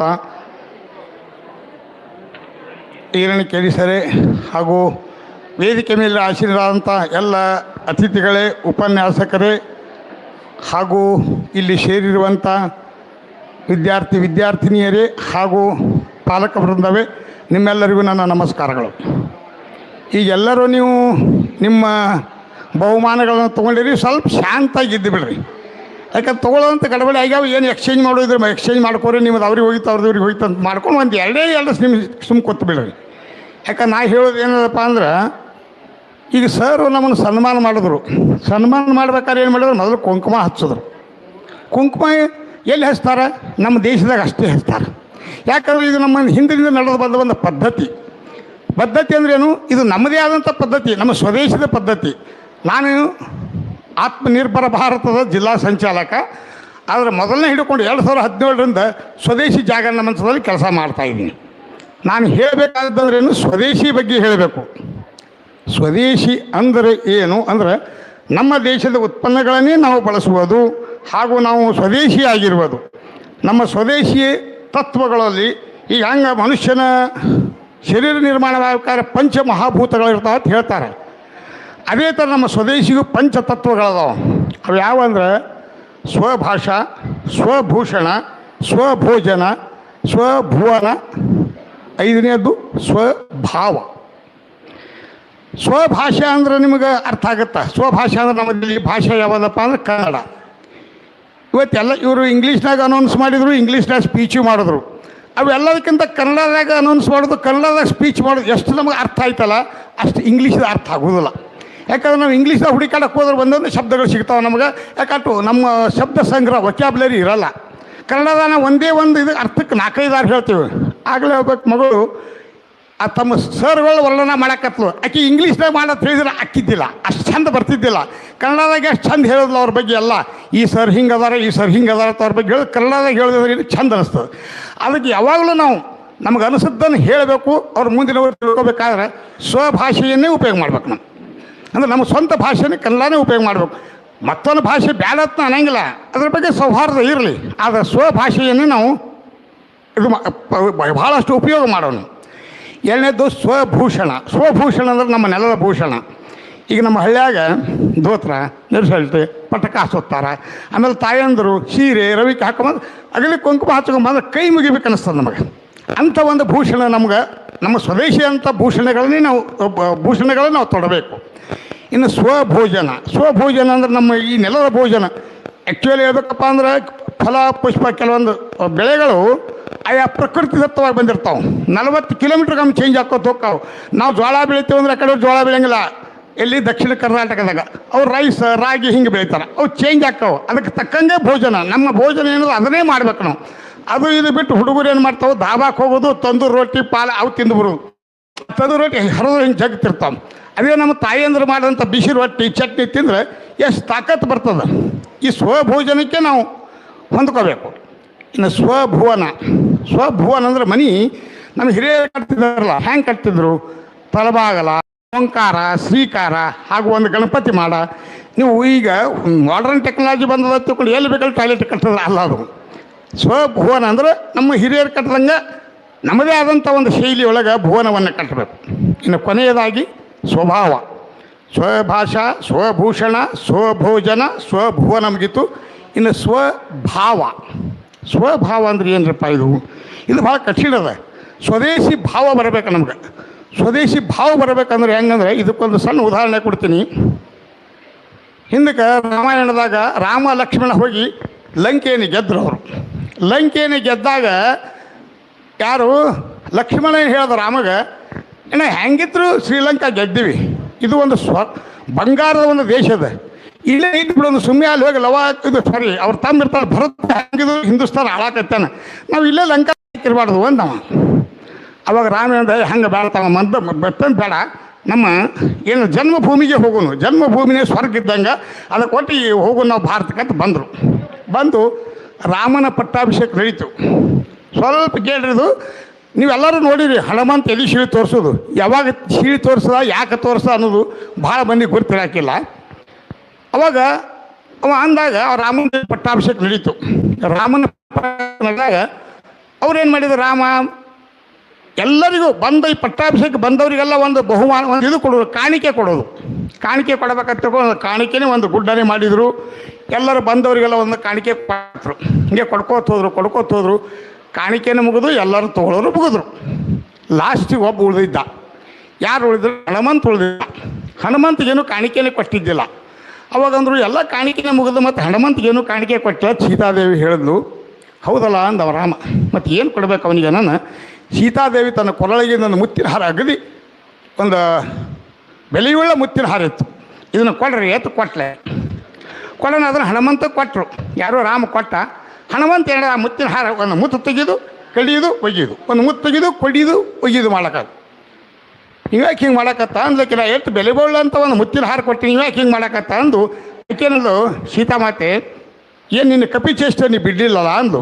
ಏನು ಕಪಿ ಚೇಷ್ಟೆ ಏನು ಅಂಥ ಮುತ್ತಿನ ಹಾರ ತೊಗೊಂಡು ನೀ ಕಡ್ದು ಒಗಿತೀರೋ ಮುತ್ತುಗಳು, ನೀ ಎಂಥ ಕಪಿ ಇದೆ ಅಂದ್ಲಕ್ಕಿ. ಇಲ್ಲ ನಾ ಏನು ಕಪಿ ಚೇಷ್ಟೆ ಮಾಡಿಲ್ಲ, ಮತ್ತು ಏನು ಮಾಡಕತ್ತಿದ್ ನೀ ಅನ್ನ ಅವಾಗ ಹೇಳ್ದತ್ತವ, ಇಲ್ಲ ನಾ ಇದರ ರಾಮನ ಹುಡುಕಾಡಕತ್ತೀನಿ ಅನ್ನೋದು. ಅಲ್ಲೋ ರಾಮನ ಮುತ್ತಿನ ಯಾಕೆ ಹುಡುಕಾಡ್ತಿ, ಇಲ್ಲಿ ಹಿರಿಯ ಕೂತಾನಲ್ಲ ರಾಮ ಅಂದತ್ತವ. ಅಂದತ್ತಕ್ಕೆ ಅನ್ನ ಇಲ್ಲ ಇದ್ರಾಗ ಇರಬೇಕಾಗಿತ್ತು ಅಂದತ್ತವ. ಅಲ್ಲ ಇವನು ಅದ್ರಾಗ ಇರಬೇಕಾಯ್ತು, ನೀ ತೋರಿಸಲ್ಲ ನಿನ್ನೊಳಗೆ ಅದಾನೇನು ಅನ್ನೋಣ. ಅವಾಗ ಹನುಮಂತ ತನ್ನ ಎದಿ ಬಗ್ಗೆ ತೋರಿಸತ್ತ, ರಾಮ ಲಕ್ಷ್ಮಣ ಸೀತೆಯನ್ನು ತೋರಿಸತ್ತೆ. ಅಂದ್ರೆ ಅವನಲ್ಲಿ ಅವರ ಬಗ್ಗೆ ಭಕ್ತಿ ಭಾವ ಹೆಂಗಿತ್ತಂದ್ರೆ ಎದಿಯೊಳಗೆ ಸಹಿತ ಅವರು Rama Sita Lakshmana ಇದ್ದಿರ್ತಾವನಿಗೆ.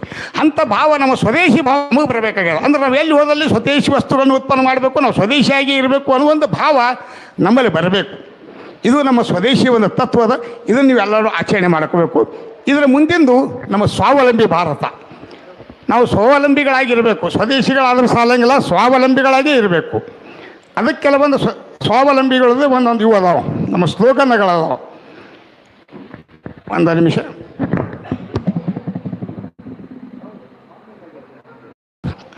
Make India vocal for local ಅಂತ ಹೇಳ್ತಾರೆ. ಸ್ವದೇಶಿ ನಿರ್ಮಿತ ವಸ್ತುಗಳನ್ನೇ ಉಪಯೋಗ ಮಾಡಬೇಕಾಗ್ಯದ.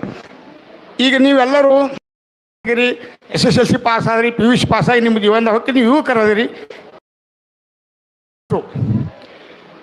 ಎಲ್ಲ ಧರ್ಮವನ್ನು ರಾಷ್ಟ್ರ ಧರ್ಮದ ರಾಷ್ಟ್ರಕ್ಕಾಗಿ ನಾವು ಏನಾದರೂ ಮಾಡಬೇಕು. ರಾಷ್ಟ್ರಕ್ಕಾಗಿ ಏನಾದರೂ ಮಾಡಬೇಕಾಗಿತ್ತಂದ್ರೆ ನಾನು ನಿಮಗೆ ಕೇಳ್ಕೊಳ್ಳೋದು ಇಷ್ಟೇ ಅದ, ಸ್ವದೇಶಿ ವಸ್ತುಗಳನ್ನ ಉಪಯೋಗ ಮಾಡಿರಿ. ಇವತ್ತಿನಿಂದನೇ ನಿಮ್ಮ ಮನೆಗೆ ಹೋಗ್ರಿ. ಬೇರೆ ವಿದೇಶದ ವಸ್ತುಗಳಲ್ಲ ಅವ್ರು ಒಯ್ಯತ್ ಹೇಳಂಗಿಲ್ಲ, ಅವು ಹೋಗೋ ತನಕ ಉಪಯೋಗ ಮಾಡಿರಿ. ಅವು ಆದಮೇಲೆ ನೀವು ಹೊಸವು ತರಬೇಕಾದ್ದೆಲ್ಲ ಸ್ವದೇಶಿ ವಸ್ತುಗಳನ್ನು ತೊಗೊಂಬರಿ. ಒಂದು 4 ಆಣೆ 8 ಆಣೆ ಹೆಚ್ಚಿಗಾದ್ರೆ ಏನು ತಪ್ಪಿಲ್ಲ, ದೇಶದ ಸಲುವಾಗಿ ಅಷ್ಟು ಕೊಡೋನು. ಆದರೆ ಸ್ವದೇಶಿ ವಸ್ತುಗಳನ್ನೇ ನೀವು ಉಪಯೋಗ ಮಾಡಿರಿ ಅಂತ ನಿಮ್ಮಲ್ಲಿ ಕೇಳ್ಕೊತೀನಿ. ಸ್ವದೇಶಿಯನ್ನು ಇವತ್ತು ನೀವು ಮನೆಗೆ ಹೋದ ಹಿಡ್ಕೊಂಡು ಸ್ವದೇಶಿ ವಸ್ತುಗಳು ಉಪಯೋಗ ಮಾಡಬೇಕಂತ ನಿಮ್ಮ ತಂದೆ ತಾಯಿಗಳಲ್ಲಿ ಹೇಳ್ರಿ. ನೀವು ತರುವಂಥ ವಸ್ತುಗಳು ಸ್ವದೇಶಿ ಆಗಿರಲಿ ಅಂತ ಕೇಳ್ಕೊತೀನಿ.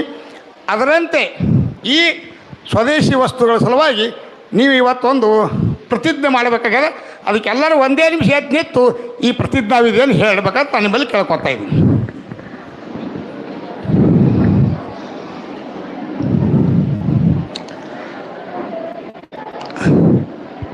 ಕೈ ಮುಂದೆ ಮಾಡ್ರಿ. ಹಿಂಗ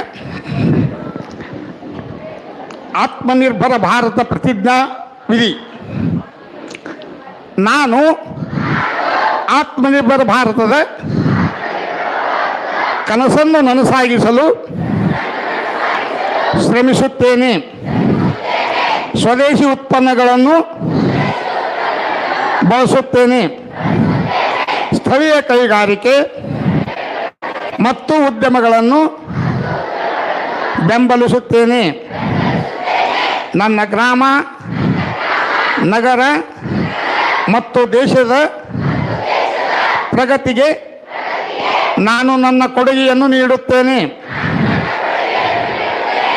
ವಿಜ್ಞಾನ, ನವೋದ್ಯಮ ಮತ್ತು ಪರಿಶ್ರಮದಿಂದ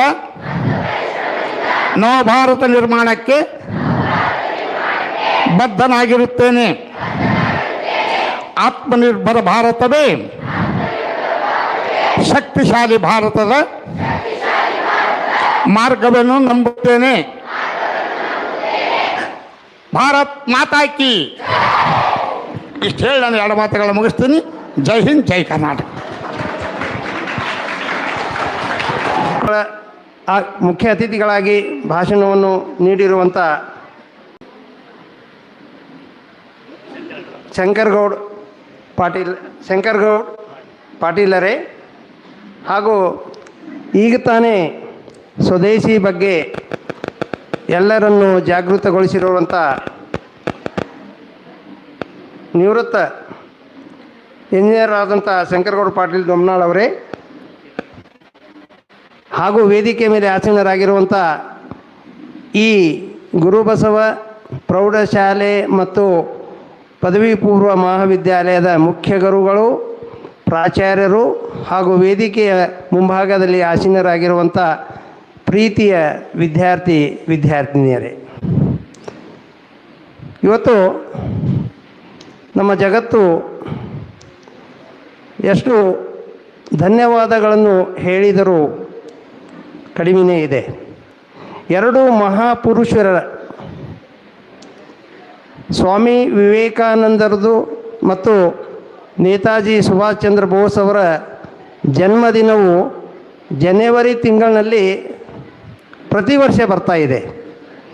ಬಹುಶಃ ಜನವರಿ 12ರಿಂದ 18ನೇ ತಾರೀಕಿನವರೆಗೆ ಸ್ವಾಮಿ ವಿವೇಕಾನಂದರ ಯುವ ಸಪ್ತಾಹ ದಿನಾಚರಣೆಯನ್ನು ಆಚರಣೆ ಮಾಡ್ತೀವಿ. ಬಹುಶಃ ಪ್ರಾಚಾರ್ಯರು, ನಮ್ಮ ನಿವೃತ್ತ ಪ್ರಾಚಾರ್ಯರಾದಂಥ MB ಬಿರಾದರ್ ಸರ್ ಅವರು ಶರಣಬಸವೇಶ್ವರ ವಿಜ್ಞಾನ ಮಹಾವಿದ್ಯಾಲಯದ ಪ್ರಾಚಾರ್ಯರಾಗಿದ್ದಾಗ ನಾನು NSS ಅಧಿಕಾರಿಯಾಗಿದ್ದೆ. ಬಹಳ ವಿಜೃಂಭಣೆಯಿಂದ ಈ ಒಂದು 8 ದಿವಸದ ಅಂದರೆ 12ರಿಂದ 18ರವರೆಗೆ ಯುವ ಸಪ್ತಾಹ ದಿನಾಚರಣೆ ಅಂದರೆ ಯುವಕರಿಗಾಗಿ ಮುಡುಪಿಡುವಂಥ, ಯುವಕರಿಗೆ ಒಂದು ಉತ್ಸುಕತೆಯನ್ನು ತುಂಬುವಂಥ ಒಂದು ಕಾರ್ಯಕ್ರಮವನ್ನು ಮಾಡ್ತಾ ಇದ್ದೆವು. ಅದೇ ರೀತಿ 23 ಇವತ್ತು ನಮ್ಮ ದೇಶದ ಬಹಳ ಕಿರಿಯ ವಯಸ್ಸಿನಲ್ಲಿ ಸ್ವಾತಂತ್ರ್ಯದ ಕಿಚ್ಚನ್ನು ಹಚ್ಚಿರುವಂಥ ನೇತಾಜಿ ಸುಭಾಷ್ ಚಂದ್ರ ಬೋಸರ ಜನ್ಮದಿನಾಚರಣೆಯನ್ನು ಬಹಳ ಅದ್ಭುತವಾಗಿ ಈ ಗುರುಬಸವ ಮಹಾವಿದ್ಯಾಲಯದಲ್ಲಿ ಆಚರಣೆ ಮಾಡ್ತಾ ಇದ್ದೀರಿ. ಈಗಾಗಲೇ ನಮ್ಮ ಉಪನ್ಯಾಸಕರು ಇಬ್ಬರೂ ಮಹನೀಯರ ಬಗ್ಗೆ ಸಾಕಷ್ಟು ವಿಚಾರಗಳನ್ನು ಹೇಳಿದ್ದಾರೆ ಮತ್ತು ಎಷ್ಟು ದೇಶ ಅಭಿಮಾನ ನಮ್ಮಲ್ಲಿ ಇರಬೇಕು, ರಾಷ್ಟ್ರ ಪ್ರೇಮ ಎಷ್ಟು ಇರಬೇಕು, ರಾಷ್ಟ್ರಕ್ಕಾಗಿ ಏನಾದರೂ ಮಾಡಬೇಕು ಅನ್ನುವಂಥ ಭಾವನೆ ಇವತ್ತು ಯುವಕರಲ್ಲಿ ಬರಬೇಕಾಗಿದೆ.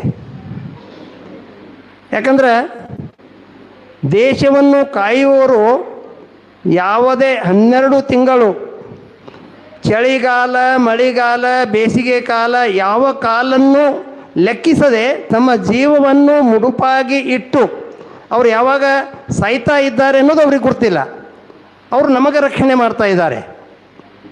ಸೊ ಆ ರಕ್ಷಣೆ ಮಾಡುವಂಥ ಯೋಧರಿಗೆ ನಾವು ದೇಶ ಪ್ರೇಮದ ಬಗ್ಗೆ, ಅಂದರೆ ವಿದ್ಯಾರ್ಥಿಗಳಿಗೆ ಒಂದು ವೇಳೆ ನಾವು ಅವ್ರ ಬಗ್ಗೆ ಹೇಳಿಕೊಡ್ಲಿಲ್ಲ ಅಥವಾ ರಾಷ್ಟ್ರ ಪ್ರೇಮದ ಬಗ್ಗೆ ನಾವು ಹೇಳಿಕೊಡ್ಲಿಲ್ಲ, ಇವತ್ತು ನಾವು ನೋಡ್ತಾ ಇದ್ದೀವಿ 2014ರಿಂದ 2025ರವರೆಗೆ ಈ ಒಂದು 11-12 ವರ್ಷದಲ್ಲಿ ನಮ್ಮ ದೇಶ ಆರ್ಥಿಕ ಸ್ಥಿತಿ ಯಾವ ಮಟ್ಟಕ್ಕೆ ಬಂದಿದೆ ಅಂದರೆ ಇವತ್ತು 3ನೇ ಸ್ಥಾನದಲ್ಲಿ ನಾವು ಬಂದುಬಿಟ್ಟಿದ್ದೀವಿ. 4ನೇ ಸ್ಥಾನದಲ್ಲಿದ್ದೀವಿ, 3ನೇ ಸ್ಥಾನದಲ್ಲಿ ಭಾಳ ಅಂದ್ರೆ ಮುಂದಿನ ವರ್ಷ ಒಳಗಾಗಿ 3ನೇ ಸ್ಥಾನದಲ್ಲಿ ಬರ್ತೀವಿ ನಾವು. ಅಂದ್ರೆ ಮೋದಿಯವರು ಬಂದ ನಂತರ ಈ ಸ್ಟಾರ್ಟಪ್ ಎಷ್ಟು ಮಾಡಿದ್ದಾರೆ. ಸ್ಟಾರ್ಟಪ್ಪು ನೀವು ನೋಡಿರಿ, ಬಹುಶಃ ಈ ಎಕನಾಮಿಕ್ಸ್ ಟೈಮ್ನಲ್ಲಿ ಮೊನ್ನೆ ಬಂದಿದೆ, ರಿಪೋರ್ಟ್ ಬಂದಿದೆ. ಇವತ್ತು ಸ್ಟಾರ್ಟಪ್ ಮಾಡುವುದರಿಂದ ನಾವು ಎಂಪ್ಲಾಯಿಗಳಾಗದೆ ಎಂಪ್ಲಾಯರ್ ಆಗ್ತಾ ಇದ್ದೀವಿ. ಉದ್ಯೋಗವನ್ನು ಸೃಷ್ಟಿ ಮಾಡಿ ನಮ್ಮ ಯುವಕರನ್ನು ಅವರಿಗೆ ನಾವು ಜಾಗೃತಿ ಮಾಡ್ತಾ ಇದ್ದೀವಿ. ಅಂದರೆ ನಮ್ಮ ದೇಶದ ಉತ್ಪನ್ನವನ್ನು ನಾವು ಮಾರಾಟ ಮಾಡುವಂಥ ಮಳಿಗೆಗಳನ್ನು ಪ್ರಾರಂಭ ಮಾಡ್ತಾ ಇದ್ದೀವಿ. ಇವತ್ತು ಅವರ ಕನಸು ಏನಿದೆ, 2047ರಲ್ಲಿ ಈ ದೇಶ, ನಮ್ಮ ಭಾರತ ದೇಶ ಪ್ರಥಮ ಸ್ಥಾನದಲ್ಲಿ ಇರಬೇಕನ್ನೋದು ಒಂದು ಕನಸು ಇದೆ. ಅದಕ್ಕೆ ಈ ಒಂದು ಈ ಒಂದು ಸಂಸ್ಥಾನದಲ್ಲಿ, ಈ ಒಂದು ಶಾಲೆಯಲ್ಲಿ ಎಂಥ ಶಿಕ್ಷಣವನ್ನು ವಿದ್ಯಾರ್ಥಿಗಳಿಗೆ ಕೊಡ್ತಾ ಇದ್ದಾರಂದ್ರೆ, ವಿದ್ಯಾರ್ಥಿಗಳು ತಮ್ಮ ಅನಿಸಿಕೆಗಳನ್ನು ಏನು ಹೇಳಿದರು, ಶಿಕ್ಷಣದ ಜೊತೆಗೆ ಸಂಸ್ಕಾರ ಅನ್ನೋದು ಭಾಳ ಮುಖ್ಯ ಇದೆ. ಇವತ್ತು ನಾವೆಲ್ಲ ನೋಡ್ತಾ ಇದ್ದೀವಿ, ನಮ್ಮ ಮಕ್ಕಳಿಗೆ ಮನೆ ಊಟ ಅಂದ್ರೇ ಒಂಥರ ಅಲರ್ಜಿ ಆಗಿದೆ. ಪಾನಿಪುರಿ ಸಣ್ಣವರಿಂದ ಹಿಡ್ಕೊಂಡು ದೊಡ್ಡವರು ಎಷ್ಟು ಆಸೆ ಪಡ್ತಾರಂದ್ರೆ, ಅವನ ಕೈ ಬೆರಳು ಯಾವ ರೀತಿ ಇರ್ತದೆ ಗೊತ್ತಿಲ್ಲ, ಬಟ್ ಅದನ್ನು ಹಾಕಿ ಕೊಡ್ತಾನೆ, ಅದನ್ನೇ ಭಾಳ ಟೇಸ್ಟ್ ಅಂತೀವಿ ನಾವು. ಪಿಜ್ಜಾ, ಬರ್ಗರ್, ಇವತ್ತು ಜೊಮ್ಯಾಟೊ. ಇವತ್ತು ಮನೆಯಲ್ಲಿ ತಾಯಂದಿರು ಅಂದರೆ ವರ್ಕಿಂಗ್ ವುಮನ್ಸ್ ಪರಿಸ್ಥಿತಿ ಎಲ್ಲಿ ಬಂದಿದೆ ಅಂದರೆ, ಗಂಡಗೆ ಹೇಳಿಬಿಡ್ತಾರೆ ಒಂದು ಆರ್ಡ್ರ್ ಕೊಟ್ಬಿಡ್ರಿ ಬ್ರೇಕ್ಫಾಸ್ಟ್ ಅಂತ ಕೇಸಿ, 10 ನಿಮಿಷದಲ್ಲಿ ಜೊಮ್ಯಾಟೊದವರು ಮನೆಗೆ ಮುಂದೆ ನಿಂದಿರ್ತಾ ಇದ್ದಾರೆ. ಆದರೆ ಅದೇ ಕೈಯಿಂದ ಮಾಡಿದಂಥ ಭೋಜನ ಇರುವಂಥ ಸ್ವಾದ ಅದರಲ್ಲಿ ಇರಂಗಿಲ್ಲ. ಸೊ ಇದನ್ನು ನಾವು ನಮ್ಮ ಮಕ್ಕಳಿಗೆ ಆದಷ್ಟು ಈ ಏನಂದ್ರೆ ನಮ್ಮದೇ ಆಹಾರ ಪದ್ಧತಿಯನ್ನು ಸ್ವಾವಲಂಬನೆಯಾಗೋದಾಗಲಿ, ಯಾಕಂದರೆ ಇವತ್ತು ಎಲ್ಲ ಕಡೆ ಜಾಗೃತ ಆಗ್ತಾ ಇದ್ದಾರೆ. ನಮ್ಮ ಉಡುಪುಗಳು ಧರಿಸುವುದು ಆಗಲಿ, ನಮ್ಮ ಊಟದಲ್ಲಿ ಇವತ್ತು ನಾವು ನೋಡ್ತಾ ಇದ್ದೀವಿ, ಬಹುಶಃ ಕಾಲ ಚಕ್ರ ಮತ್ತೆ ತಿರುಗಿ ಬರ್ತಾ ಇದೆ. ಮೊದಲೆಲ್ಲ ಭಾಳ ಮಂದಿ ಸಜ್ಜಿ ತಿಂತಾ ಇರಲಿಲ್ಲ, ಇವತ್ತು ಬೇಡಿಕೆ ಬಂದಿದೆ ಸಜ್ಜಿಗೆ. ಮಿಲೆಟ್ಸ್ ಇವೆ, ಇವತ್ತು ಏನು ರಾಗಿ ಅಂತೀವಿ. ಸೊ ಇವೆಲ್ಲ ತಿರುಗಿ ಅದರಲ್ಲಿ ಇರುವಂಥ ಪೌಷ್ಟಿಕತೆ, ನಮ್ಮ ಆಹಾರ ಧಾನ್ಯದಲ್ಲಿ ಸಿಗುವಂಥ ಪೌಷ್ಟಿಕತೆ ಬೇರೆ ಯಾವ ಆಹಾರ ಧಾನ್ಯದಲ್ಲಿಯೂ ಸಿಗಂಗಿಲ್ಲ. ಮತ್ತು ಅದು ತಿನ್ನುವುದರಿಂದ ನಮ್ಮ ದೇಹದ ಮೂಳೆಗಳು ಗಟ್ಟಿಯಾಗ್ತವೆ. ಯಾಕಂದರೆ ಇವತ್ತು ಬರ್ಗರು, ಪಿಜ್ಜಾ ಅಥವಾ ಪಾನಿಪುರಿ, ಬೇಲ್ಪುರಿ ಇದು ಬಾಯಿಗೆ ಸ್ವಾದ ಆಗುತ್ತೆ, ಆದರೆ ಅದರಿಂದ ನಮಗೆ ಯಾವ ಪೌಷ್ಟಿಕತೆಯೂ ಸಿಗೋದಿಲ್ಲ. ಸೊ ದಯಮಾಡಿ ಇವತ್ತು ನಾವು ಈ ಎರಡೂ ಮಹನೀಯರ ಒಂದು ಜನ್ಮದಿನಾಚರಣೆಯ ಅಂಗವಾಗಿ ಮತ್ತು ಈಗ ನಿಮಗೆ ಪ್ರತಿಜ್ಞಾ ವಿಧಿಯನ್ನು ಬೋಧಿಸಿದರು. ಇದ್ದಂಥ ಬಟ್ಟೆಗಳನ್ನು ಎಲ್ಲಿವರೆಗೆ ನಮಗೆ ಉಡಲಿಕ್ಕೆ ಸಾಧ್ಯ ಇದೆ ಅದನ್ನು ಉಟ್ಟು ನಮ್ಮ ದೇಶೀಯ ಉಡುಪುಗಳನ್ನು, ದೇಶೀಯ ಆಹಾರದ ಪದಾರ್ಥಗಳು ಇವತ್ತು ನೋಡ್ತಾ ಇದ್ದೀವಿ. ಸಾವಯವ ಕೃಷಿಗೆ ಎಷ್ಟು ಬೆಲೆ ಅಂದರೆ, ನಾವೆಲ್ಲರೂ ಹೋಗ್ತೀವಿ ಅಂಗಡಿಯಲ್ಲಿ ಏನು ಕೇಳ್ತೀವಿ ಅಂದರೆ ಯಾವ ಈ ಗೊಬ್ಬರವನ್ನು ಬಳಸಲಾರದೆ ಉತ್ಪನ್ನ ಮಾಡಿದಂಥ ಪದಾರ್ಥಗಳನ್ನು ಕೇಳ್ತಾ ಇದ್ದೀವಿ ನಾವು. ಅಷ್ಟು ಬೆಲೆಯಾಗಿದೆ, ಅಷ್ಟು ಸಾವಯವ ಕೃಷಿಗೆ ಬೆಲೆ ಬಂದಿದೆ, ಅಂದರೆ ಅಷ್ಟು ಅದರ ಲಾಭ ನಮಗೆ ತರ್ತಾ ಇದೆ. ಅದಕ್ಕೆ ನಾವೆಲ್ಲರೂ ಏನಪ್ಪ ಅಂದ್ರೆ ಎಷ್ಟು ಸಾಧ್ಯ ಇದೆ ನಮ್ಮ ಮಕ್ಕಳಿಗೆ, ಯಾಕಂದ್ರೆ ಸಣ್ಣ ಹುಡುಗರು ಇರ್ತಾರೆ, ಅವರಿಗೆ ನಾವು ಯಾವ ರೀತಿ ಸಂಸ್ಕಾರ ಕೊಡ್ತೀವಿ ಆ ಸಂಸ್ಕಾರದಲ್ಲಿ ಅವರು ಮುಂದೆ ಬೆಳೀತಾರೆ. ಮತ್ತು ನನಗೊಂದು ಭಾಳ ಸಂತೋಷವಾಯಿತು. ಬಿರಾದಾರ್ ಸರ್ ಅಂದರು, ಇವತ್ತು ಈ ಒಂದು ವಿಜ್ಞಾನ ಪದವಿ ಮಹಾವಿದ್ಯಾಲಯದಿಂದ 28 ಹುಡುಗರಿಗೆ ಎಂಜಿನಿಯರಿಂಗ್ ಸೀಟ್ ಸಿಕ್ಕಿದೆ. ಜಸ್ಟ್ ಅವರಿಗೆ ಇಲ್ಲಿ ಸನ್ಮಾನ ಮಾಡಿದ್ರು. ಕೇಳಿದೆ, ಇವತ್ತು ಆರ್ಟಿಫಿಷಿಯಲ್ ಇಂಟೆಲಿಜೆನ್ಸ್ ಮನುಷ್ಯನನ್ನೇ ರಿಪ್ಲೇಸ್ ಮಾಡ್ತಾ ಇದೆ. ಮನುಷ್ಯ ಮಾಡಲಾರ್ದಂಥ ಕೆಲಸ ಆರ್ಟಿಫಿಷಿಯಲ್ ಇಂಟೆಲಿಜೆನ್ಸು ಮಾಡ್ತಾ ಇದೆ. ಎಷ್ಟು ಟೆಕ್ನಾಲಜಿ ಇವತ್ತು ಮುಂದುವರೆದಿದೆ ಅಂದರೆ ಅದಕ್ಕೆ ನಾವು ಸ್ಪಂದಿಸ್ಕೋಬೇಕಾಗತ್ತೆ, ಅದಕ್ಕೆ ನಾವು ಅಭ್ಯಾಸ ಮಾಡಬೇಕಾಗತ್ತೆ, ಪ್ರಗತಿ ಹೊಂದಬೇಕಾಗತ್ತೆ. ಸೊ ಇದು ಎಲ್ಲರ ಜವಾಬ್ದಾರಿ ಇದೆ. ಹಿರಿಯರದು ಜವಾಬ್ದಾರಿ ಇದೆ, ಕಿರಿಯರದು ಜವಾಬ್ದಾರಿ ಇದೆ. ಮುಖ್ಯವಾಗಿ ವಿದ್ಯಾರ್ಥಿಗಳು ಒಳ್ಳೆಯ ಸಂಸ್ಕಾರವನ್ನು ನೀವು ತಗೊಂಡು ಹೊರಗೆ ಹೋದಿರಂದ್ರೆ ನೀವು ಒಳ್ಳೆಯ ಸಂಸ್ಕಾರವನ್ನು ಸಮಾಜದಲ್ಲಿ ಬಿಡಲಿಕ್ಕೆ, ಅಂದರೆ ಸಮಾಜದಲ್ಲಿ ಕೊಡಲಿಕ್ಕೆ ಸಾಧ್ಯ ಆಗ್ತದಂತ ಭಾವಿಸಿಕೊಂಡು, ಸರ್ ಅವರು ನಮಗೆ ಹೋದ ವರ್ಷದಿಂದ ಬರ್ರಿ ಒಂದು ಸಲ ವಿಸಿಟ್ ಮಾಡಿರಿ ಅಂತ ಹೇಳಿದ್ರು. ಇವತ್ತು ಕಾಲ ಒದಗಿ ಬಂದಿದೆ. ನನ್ನ ಜೊತೆಗೆ ನನ್ನ ಗೆಳೆಯರಾದಂಥ ಮುಖ್ಯ ಗುರುಗಳು, ರಿಟೈರ್ಡ್ ನಿವೃತ್ತ ಮುಖ್ಯ ಗುರುಗಳಾದಂಥ PD ಅಂಗಡಿಯವರು ಬಂದಿದ್ದಾರೆ. ನನ್ನ ಸಹಪಾಠಿಯಾದಂಥ ಸರ್ ಜೊತೆಗೆ ಕೆಲಸ ಮಾಡಿದಂಥ ಪ್ರೊಫೆಸರ್ ML ಇಂಡಿಯವರು ನಿವೃತ್ತಿ ಸಂಖ್ಯಾಶಾಸ್ತ್ರ ಉಪನ್ಯಾಸಕರು ಬಂದಿದ್ದಾರೆ. ನಂತರ ಹೈಸ್ಕೂಲ್ದಿಂದ PU ಕಾಲೇಜಿಗೆ ಉಪನ್ಯಾಸಕರಾಗಿ ನಿವೃತ್ತಿ ಹೊಂದಿರುವಂಥ ಶ್ರೀಯುತ ಬೈರ್ಶೆಟ್ಟಿಯವರು ಬಂದಿದ್ದಾರೆ. ಅದರ ಜೊತೆಗೆ ತಡಲ್ಗದವರು ನಮ್ಮ ಮೇತ್ರಿ ಸರ್, ಅವರು ಫಾರ್ಮಿಸ್ಟ್ ಇದ್ದಾರೆ, ಅವರು ನಿವೃತ್ತಿ ಹೊಂದಿದ್ದಾರೆ, ಅವರು ಬಂದಿದ್ದಾರೆ. ಸೊ ಅವರೆಲ್ಲರಿಗೆ ತುಂಬ ಹೃದಯದ ಧನ್ಯವಾದಗಳನ್ನು ಹೇಳಿ ಮತ್ತೊಮ್ಮೆ ನನಗೆ ಮಾತನಾಡಲಿಕ್ಕೆ ಅವಕಾಶ ಮಾಡಿದಂಥ ಎಲ್ಲರಿಗೂ ವಂದಿಸಿ ನನ್ನ ಮಾತಿಗೆ ವಿರಾಮ ನೀಡ್ತೀನಿ. ಕಾರಣವಾಗಿ ನಾವೆಲ್ಲ ಸೇರಿಕೊಂಡಿದ್ದೇವೆ. ಇವತ್ತಿನ ದಿನ ಜೊತೆಗೆ ನಾವು ಸ್ವಾಮಿ ವಿವೇಕಾನಂದರ ಬಗ್ಗೆ ದತ್ತಿ ಉಪನ್ಯಾಸವನ್ನು ಕೂಡ ಹಮ್ಮಿಕೊಂಡಿದ್ದೇವೆ. ಅದು ಕಾರಣಾಂತರದಿಂದ ಇವತ್ತಿನ ದಿವನೇ ಅದು ಕೂಡಿ ಬಂತು. ನಿಜವಾಗಿ 12ನೇ ತಾರೀಕಿಗೆ ನಾವು ಸ್ವಾಮಿ ವಿವೇಕಾನಂದರ ದತ್ತಿ ಉಪನ್ಯಾಸ ಏರ್ಪಡಿಸಬೇಕಾಗಿತ್ತು. ಆದರೆ ಕೆಲವು ವಿದ್ಯಾರ್ಥಿಗಳಿಗೆ ಪರೀಕ್ಷೆ ನಡೀತಾ ಇದ್ದ ಕಾರಣ ಅದು ಎರಡೂ ಪ್ರೋಗ್ರಾಮ್ಗಳನ್ನು, ಇಬ್ಬರು ಇಂಟರ್ನ್ಯಾಷನಲ್ ಹೀರೋಗಳೇ ಇದ್ದಾರೆ. ಸ್ವಾಮಿ ವಿವೇಕಾನಂದರು ಅಷ್ಟೇ, ಸುಭಾಷ್ ಚಂದ್ರ ಬೋಸರು ಅಷ್ಟೇ.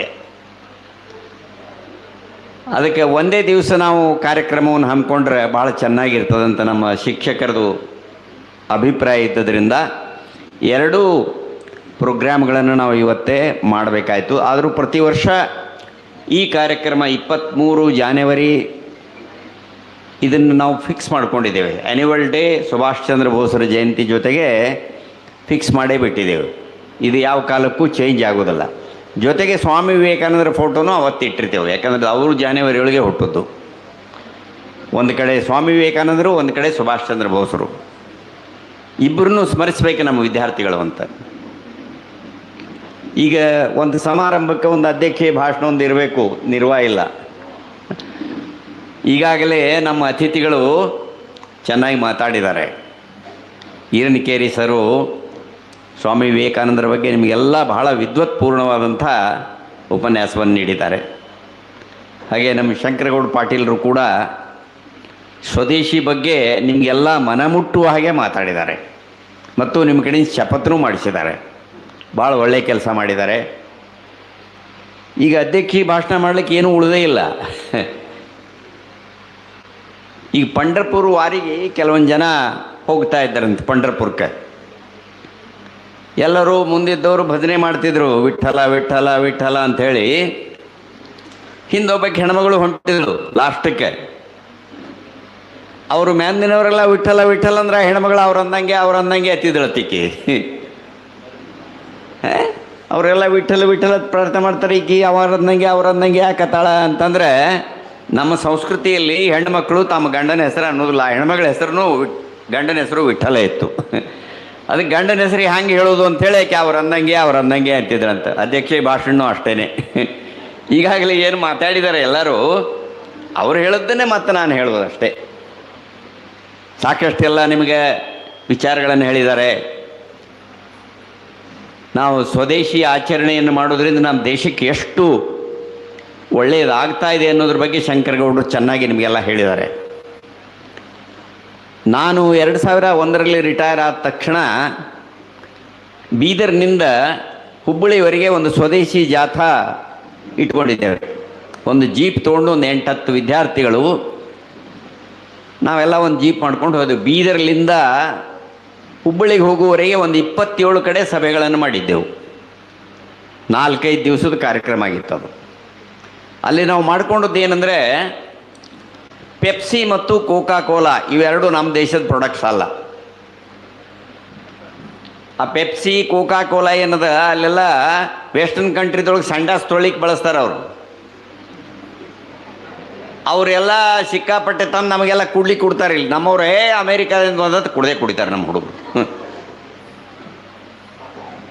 ನಮ್ಮ ಕಾರ್ಯಕ್ರಮದೊಳಗೆ ಅದು ಒಂದೇ, ನಾವು ಪೆಪ್ಸಿ ಮತ್ತು ಕೋಕಾ ಕೋಲಾ ಕುಡಿಬೇಡ್ರಿ, ಅದರಿಂದ ನಮ್ಮ ದೇಶಕ್ಕೆ ನುಕ್ಸಾನ್ ಅದ, ನಿಮ್ಮ ದೇಹಕ್ಕೂ ಆರೋಗ್ಯಕ್ಕೂ ಚಲೋ ಅಲ್ಲ. ಅದು ಬೇರೆ ದೇಶಗಳಲ್ಲಿ ಎದಕ್ಕೆ ಬಳಸ್ತಾ ಇದ್ದಾರೆ, ನೀವು ಎದಕ್ಕೆ ಕುಡಿತೀರಿ ಅದನ್ನು ಬೇಡ ಅಂತ ಹೇಳಿದ್ದಕ್ಕೆ ಆ ಏರಿಯಾದೊಳಗೆ 2 ವರ್ಷದೊಳಗೆ ಸುಮಾರು 60% ಅದ್ರ ಸೇಲ್ ಬಂದಾಯಿತು. ಅದಕ್ಕೆ ನಾವು ಪರದೇಶದ ವಸ್ತು ಯಾವುದು, ನಮ್ಮದು ವಸ್ತು ಯಾವುದು, ನಮ್ಮ ವಸ್ತುವನ್ನು ಬಳಸೋದ್ರಿಂದ ನಮ್ಮ ದೇಶಕ್ಕೆ ಎಷ್ಟು ಲಾಭ ಇದೆ, ನಮ್ಮ ಸ್ವದೇಶಿ ಸಂಸ್ಕೃತಿಯನ್ನು ನಾವು ಬಳಸಬೇಕು. ಸ್ವಾಮಿ ವಿವೇಕಾನಂದರು ಎಂದೋ ಚಿಕಾಗೋದಲ್ಲಿ ಭಾಷಣ ಮಾಡೋ ಮುಂದೆ ನಮ್ಮ ಧರ್ಮದ ಬಗ್ಗೆ, ನಮ್ಮ ಸಂಸ್ಕೃತಿ ಬಗ್ಗೆ ವಿದೇಶಿಯರಿಗೆಲ್ಲ ಹೇಳಿಕೊಟ್ಟಿದ್ರು. ವಿದೇಶದಲ್ಲಿ ಜನ ಅಮೇರಿಕಾ, ಇಂಗ್ಲೆಂಡ, ಯುರೋಪ್ ಖಂಡದವರೆಲ್ಲ ಏನಂತಿದ್ರು, ಇಂಡಿಯಾದವರಂದ್ರೆ ಬರೀ ಹಾವು ಆಡಿಸೋದು, ಭವಿಷ್ಯ ನಂಬುದು, ಒಬ್ಬರ ಕಾಲು ಒಬ್ಬರು ಬೀಳುವುದು, ಏನೇನೋ ಹುಚ್ಚುಚ್ಚಾರ ಮಾಡ್ತಾರೆ. ಈ ದೇಶದೊಳಗೆ ಜನನೇ ಶಾಣೆ ಇಲ್ಲ, ಹುಚ್ಚರಿ ಅದಾರಂತ ಅವ್ರು ಹೇಳ್ತಿದ್ರು ಮೊದಲು. ಸ್ವಾಮಿ ವಿವೇಕಾನಂದರು ಹೋಗಿ ಭಾಷಣ ಮಾಡಿದ ನಂತರ ಪೂರ್ತಿ 180 ಡಿಗ್ರಿ ಟರ್ನ್ ಆಯ್ತು ಪೂರಾ ಒಪಿನಿಯನ್. ಅವ್ರು ಕೇವಲ 5 ನಿಮಿಷ ಮಾತಾಡಿದ್ರಲ್ಲಿ, ಹೆಚ್ಚಿನ ಅವಕಾಶ ಕೊಡಲಿಲ್ಲ ಅವರಿಗೆ. ಕೇವಲ 5 ನಿಮಿಷ ಕೊಟ್ಟದ್ದಕ್ಕೆ ಮೊದಲನೇ ವಾಕ್ಯ ಅವ್ರದ್ದು ಮೈ ಅಮೇರಿಕನ್ ಬ್ರದರ್ಸ್ ಆ್ಯಂಡ್ ಸಿಸ್ಟರ್ಸ್ ಅಂತಂದದ್ದು ಇಡೀ ಸಭಾಂಗಣಕ್ಕೆ ಒಂದು ಚೇತನನೆ ತಂದು ಕೊಡ್ತು. 2 ನಿಮಿಷ ಕಂಟಿನ್ಯೂಸ್ ಚಪ್ಪಾಳೆ ಅದು. ಅಂದ್ರೆ ಬ್ರದರ್ ಮತ್ತು ಸಿಸ್ಟರ್ ಅನ್ನುವಂಥ ಶಬ್ದಗಳಲ್ಲಿ ಇರುವಂಥ ಆತ್ಮೀಯತೆ ಏನದ ಫ್ರೆಂಡ್ಸ್ ಅದರೊಳಗಿಲ್ಲ. ಅದಕ್ಕೆ ನಮ್ಮ ವಿದ್ಯಾರ್ಥಿಗಳಿಗೆ ಯಾವಾಗಲೂ ಹೇಳ್ತೇವೆ, ನಾವು ಫ್ರೆಂಡ್ಸ್ ಅನ್ನಬೇಡ್ರಿ, ನಿಮ್ಮ ಜೊತೆಗೆ ಓದುವವರು ನಿಮ್ಮ ಅಕ್ಕ ತಂಗಿಯರು, ನಿಮ್ಮ ಅಣ್ಣ ತಮ್ಮಂದಿರು. ಆ ಭಾವನೆ ನಿಮ್ಮ ಹತ್ರ ಬರಬೇಕಾದ್ರೆ ನಮ್ಮ ದೇಶೀಯ ಭಾವನೆ, ನಮ್ಮ ಸಂಸ್ಕೃತಿ ಅದು. ನಮ್ಮ ಜೊತೆ ಇರೋರು ನಾವು ಅಣ್ಣ ತಮ್ಮಂದಿರು, ಅಕ್ಕ ತಮ್ಮಂಗಿರ ಹಾಗೆ ನೋಡಬೇಕು ಅನ್ನೋ ಭಾವನೆ ನಮ್ಮಲ್ಲಿ ಬೆಳಿಬೇಕು. ಸಣ್ಣ ಮಕ್ಕಳಿದ್ದಾಗೆ ಈ ಭಾವನೆ ನಿಮ್ಮಲ್ಲಿ ಬೆಳೆದ್ರೆ ದೊಡ್ಡವರಾದ ನಂತರ ನೀವು ಒಳ್ಳೆಯ ವ್ಯಕ್ತಿಗಳಾಗಲಿಕ್ಕೆ ಶಕ್ಯ ಅದ. ಪ್ರತಿಯೊಂದು ಶಿಕ್ಷಣ ಸಂಸ್ಥೆ ಈ ಕಾರ್ಯ ಮಾಡಬೇಕು, ಸಂಸ್ಕೃತಿಯನ್ನು ಬೆಳೆಸುವಂತಹ ಕಾರ್ಯ ಮಾಡಬೇಕು. ವಿದ್ಯಾಭ್ಯಾಸದ ಜೊತೆ ಪರೀಕ್ಷೆಯಲ್ಲಿ ಕೇವಲ ಗುಣ, ಹೆಚ್ಚಿನ ಅಂಕಗಳನ್ನು ತೆಗೆದುಕೊಂಡ್ರೆ ವಿದ್ವತ್ತು ಬೆಳೆಯೋದಿಲ್ಲ, ವ್ಯಕ್ತಿತ್ವನೂ ಬೆಳಿಬೇಕು. ತಂದೆ ತಾಯಿಯಂದರ ಜೊತೆಗೆ ಹೇಗೆ ವರ್ತನೆ ಮಾಡಬೇಕು, ಗುರು ಹಿರಿಯರ ಜೊತೆಗೆ ಹೇಗೆ ವರ್ತನೆ ಮಾಡಬೇಕು, ಅಧಿಕಾರಿಗಳ ಜೊತೆಗೆ ಹೇಗೆ ವರ್ತನೆ ಮಾಡಬೇಕು, ಜೀವನದ ಪಾಠಗಳನ್ನು ಶಿಕ್ಷಣ ಸಂಸ್ಥೆಗಳು ಕಲಿಸಬೇಕು. ಕೇವಲ ಅಕ್ಷರ ಜ್ಞಾನ ಕೊಡೋದು, ಪರೀಕ್ಷೆಯಲ್ಲಿ ಮಾರ್ಕ್ಸ್ ಪಡೆಯೋದು ಅಷ್ಟೇ ಅಲ್ಲ ಶಿಕ್ಷಣ ಅಂದರೆ. ಒಂದು ಪರಿಪೂರ್ಣ ವ್ಯಕ್ತಿತ್ವ ನಿರ್ಮಾಣ ಆಗಬೇಕು ಒಂದು ಶಿಕ್ಷಣ ಸಂಸ್ಥೆಯಲ್ಲಿ. ಅಂದಾಗ ಆ ಶಿಕ್ಷಣ ಸಂಸ್ಥೆಗೆ ಒಂದು ಕಿಮ್ಮತ್ತು ಬರ್ತಾ ಇದೆ. 2009ರಲ್ಲಿ ನಾವು ಶಿಕ್ಷಣ ಸಂಸ್ಥೆ ತೆಗೆದಾಗ ಭಾಳಷ್ಟು ಜನ ನಮಗೆ ಎಷ್ಟು ಕ್ರಿಟಿಸಿಸಮ್ ಬಂತು ಅದೇನು ಕೇಳಬಾರ್ದು. ಏನಿಲ್ಲ ಹಳ್ಳ್ಯಾಗ ಬಂದ್ಕಿಂದ್ರೆ ಇಂಗ್ಲೀಷ್ ಮೀಡಿಯಮ್ ಶಾಲೆ ತೆಗಿತಾರಂತ ಸರು, ಅಲ್ಲಿ ಶರಣ ಬಸವೇಶ್ವರ ಸಂಸ್ಥಾದೊಳಗೆ ಏನೋ ಪ್ರಿನ್ಸಿಪಾಲ್ ಅಂತ ಮಾಡ್ಯಾರಂತ, ಹುಚ್ಚು ಹಿಡ್ದಂಗೆ ಕಾಣಿಸ್ತದೆ ಇವರಿಗೆ ಅಂತಂದರು. ಹುಚ್ಚು ಹಿಡ್ದದ್ದೇ ಖರೆ. ಯಾಕಂದರೆ ನಮ್ಮ ತಂದೆಯವರಿಗೆ ನೀವೆಲ್ಲ ಪ್ರವಾಸಕ್ಕೆ ಹೋಗಿ ಬರ್ರಿ, ಎಲ್ಲ ದೇವಸ್ಥಾನಗಳು ನೋಡ್ಕೊಂಡು ಬರ್ರಿ ಅಂತ ಒಂದು ಮಾತು ಹೇಳಿದ್ರು ನಮಗೆ. ಆ ತಲೆಯಾಗ ಮಳೆ ಹೊಡೆದಂಗೆ ಆಯಿತು. ಎಲ್ಲಿ ಹೋದ್ರಿ ಅಂತಮ್ಮ, ದೇವ್ರು ನಮ್ಮ ಹತ್ರ ಅದನ, ಕಾಶಿಗೆ ಯಾಕೆ ಹೋಗಬೇಕು, ರಾಮೇಶ್ವರಕ್ಕೆ ಯಾಕೆ ಹೋಗಬೇಕು? ನಮ್ಮ ಮನಸ್ಸಿನೊಳಗೆ ದೇವರದನ, ದೇವ್ರನ್ನ ಇಲ್ಲೇ ನೆನೆಸಿದ್ರಾಯ್ತು. ಅದು ನನ್ನ ಮನಸ್ಸಿನೊಳಗೆ ಒಂದದೆ, ಈ ಹಳ್ಳಿ ಹುಡುಗರು ಒಳ್ಳೆ ಶಿಕ್ಷಣ ಸಿಗುವಂಗೆ ಒಂದು ಒಳ್ಳೆಯ ಶಿಕ್ಷಣ ಸಂಸ್ಥೆ ತೆಗೀರಿ ಅಂದ್ರೆ ನಾ ಎಲ್ಲ ದೇವಸ್ಥಾನ ನೋಡ್ದಂಗೆ ಆಗ್ತದೆ ಅಂತ ಹೇಳಿಬಿಟ್ರು. ಅದು ನನ್ನ ಮನಸ್ಸಿನ ಮೇಲೆ ಭಾಳ ಪರಿಣಾಮ ಆಯಿತು. ನಾನು ಓದಿ ಇಷ್ಟೋರು ಸರ್ವಿಸ್ ಮಾಡಿ ಪ್ರಿನ್ಸಿಪಾಲ್ ಆಗಿ ಮಾಡೋದ್ರಿಗೂ ಈ ವಿಚಾರ ನನಗೆ ಉಳಿದಿಲ್ಲಲ್ಲ, ನಮ್ಮ ತಂದೆಯವರು ಹೇಳಿಕೊಡ್ಬೇಕಾಯ್ತಲ್ಲ ಅಂಥೇಳಿ ಅಂದೇ ನಿರ್ಧಾರ ಮಾಡಿ ಗುರುಬಸವ ಶಿಕ್ಷಣ ಸಂಸ್ಥೆ ಅಂತ ತೆಗಿಬೇಕು. ಹಳ್ಳಿಯಲ್ಲಿರುವಂಥ ವಿದ್ಯಾರ್ಥಿಗಳು ಭಾಳ ಜಾಣರಿದ್ದಾರೆ. ಭಾಳ ಜನ ಏನು ತಿಳ್ಕೊಂಡಿದ್ದಾರೆ, ಪಟ್ಟಣದಲ್ಲಿದ್ದವರು ಕಾನ್ವೆಂಟ್ ಸ್ಕೂಲಲ್ಲಿ ಓದ್ದವರು 4 ಇಂಗ್ಲೀಷ್ ಟಿಸ್ಪೀಸ್ ಅಂತ ಮಾತಾಡಿದ್ರೆ ಭಾಳ ಶಾಣೆ ಆದಾರ ಅಂತ ತಿಳ್ಕೊಂಡ್ರೆ. ಆದರೆ ನಾನು ಸರ್ವೀಸ್ ಮಾಡಿದ್ದು 32 ವರ್ಷ, ಈಗ 25 ವರ್ಷ ಈಗ ರಿಟೈರ್ ಆಗಿ ಅಲ್ಲಿಂದ ಇಲ್ಲಿ ತನಕ ನೋಡಿದ್ದು ಏನಂತಂದ್ರೆ ಹಳ್ಳಿ ಹುಡುಗರೇ ಉತ್ಕೃಷ್ಟವಾದಂಥ ವಿದ್ಯಾರ್ಥಿಗಳು, ಜಾಣರು.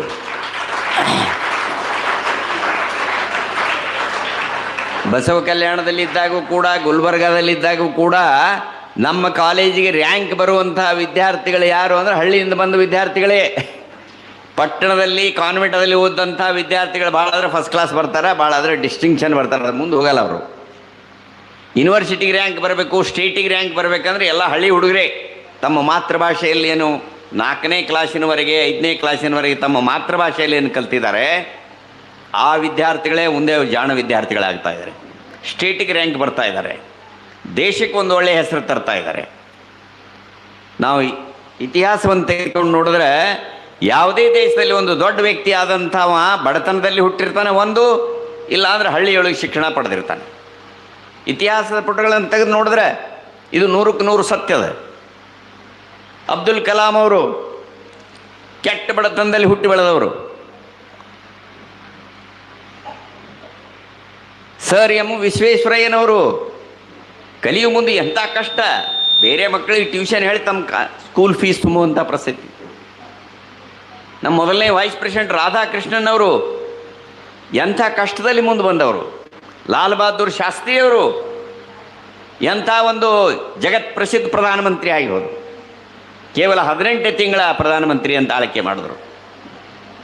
ಈಗಿನ ನಮ್ಮ ಪ್ರಧಾನಮಂತ್ರಿನೂ ಎಷ್ಟು ಕಷ್ಟಪಷ್ಟ ಚಾ ಮಾರಿ ಏನೇನೋ ಮಾಡಿ ಹರಕಂಗಿನೇ ತೋಳು ಹರಿದರನ್ನು ಕಟ್ ಮಾಡಿ ಅರ್ಧ ತೆಗೆದೋಗೋದು ಅದನ್ನೇ ಫ್ಯಾಷನ್ ಮಾಡ್ಕೊಂಡ್ಕಂದ್ರೆ ಇವತ್ತು 14 ವರ್ಷ ನಮ್ಮ ದೇಶವನ್ನು ಆಳ್ತಾ ಇದ್ದಾರೆ ಮತ್ತು ಇಡೀ ಜಗತ್ತು ಮೆಚ್ಚುವ ಹಾಗೆ ದೇಶವನ್ನು ಆಳ್ತಾ ಇದ್ದಾರೆ, ಮುಂದೆ ತರ್ತಾ ಇದ್ದಾರೆ.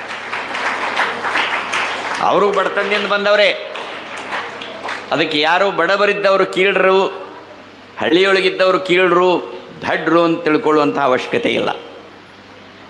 ಅದಕ್ಕಾಗಿಯೇ ನಮ್ಮ ತಂದೆಯವರು ಹೇಳಿದ ಪ್ರಕಾರ ಹಳ್ಳಿ ಮಕ್ಕಳಿಗೆ ಒಳ್ಳೆಯ ಶಿಕ್ಷಣ ಕೂತ್ರೆ ದೇವರ ಸೇವೆ ಮಾಡ್ದಂಗೆ ಅಂತ. ಅದಕ್ಕಾಗಿಯೇ ಇಲ್ಲಿ ಶಾಲೆಯನ್ನು ತೆಗೆದು ಬರೀ ಶಾಲೆ ತೆಗೆದ್ರೆ ಅಷ್ಟೇ ಸಾಲದು, ಎಲ್ಲ ಸೌಲಭ್ಯಗಳು ಈ ಸಂಸ್ಥೆಯಲ್ಲಿ ಸಿಗಬೇಕು ಮಕ್ಕಳಿಗೆ. ಬಹುತೇಕ ಜಿಲ್ಲಾ ಪ್ಲೇಸ್ದಲ್ಲಿ ಸಿಗಲಾರದಂಥ ಸ್ಮಾರ್ಟ್ ಕ್ಲಾಸನ್ನು ಈಗ 10 ವರ್ಷದ ಹಿಂದೆ ನಾವು ಪ್ರಾರಂಭ ಮಾಡಿದ್ದೆವು.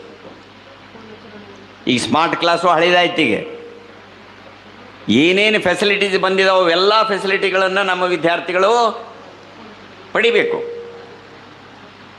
ಯಾವ ರೀತಿಯಿಂದ ಕೊರತೆ ಆಗಬಾರ್ದು ಅವರಿಗೆ.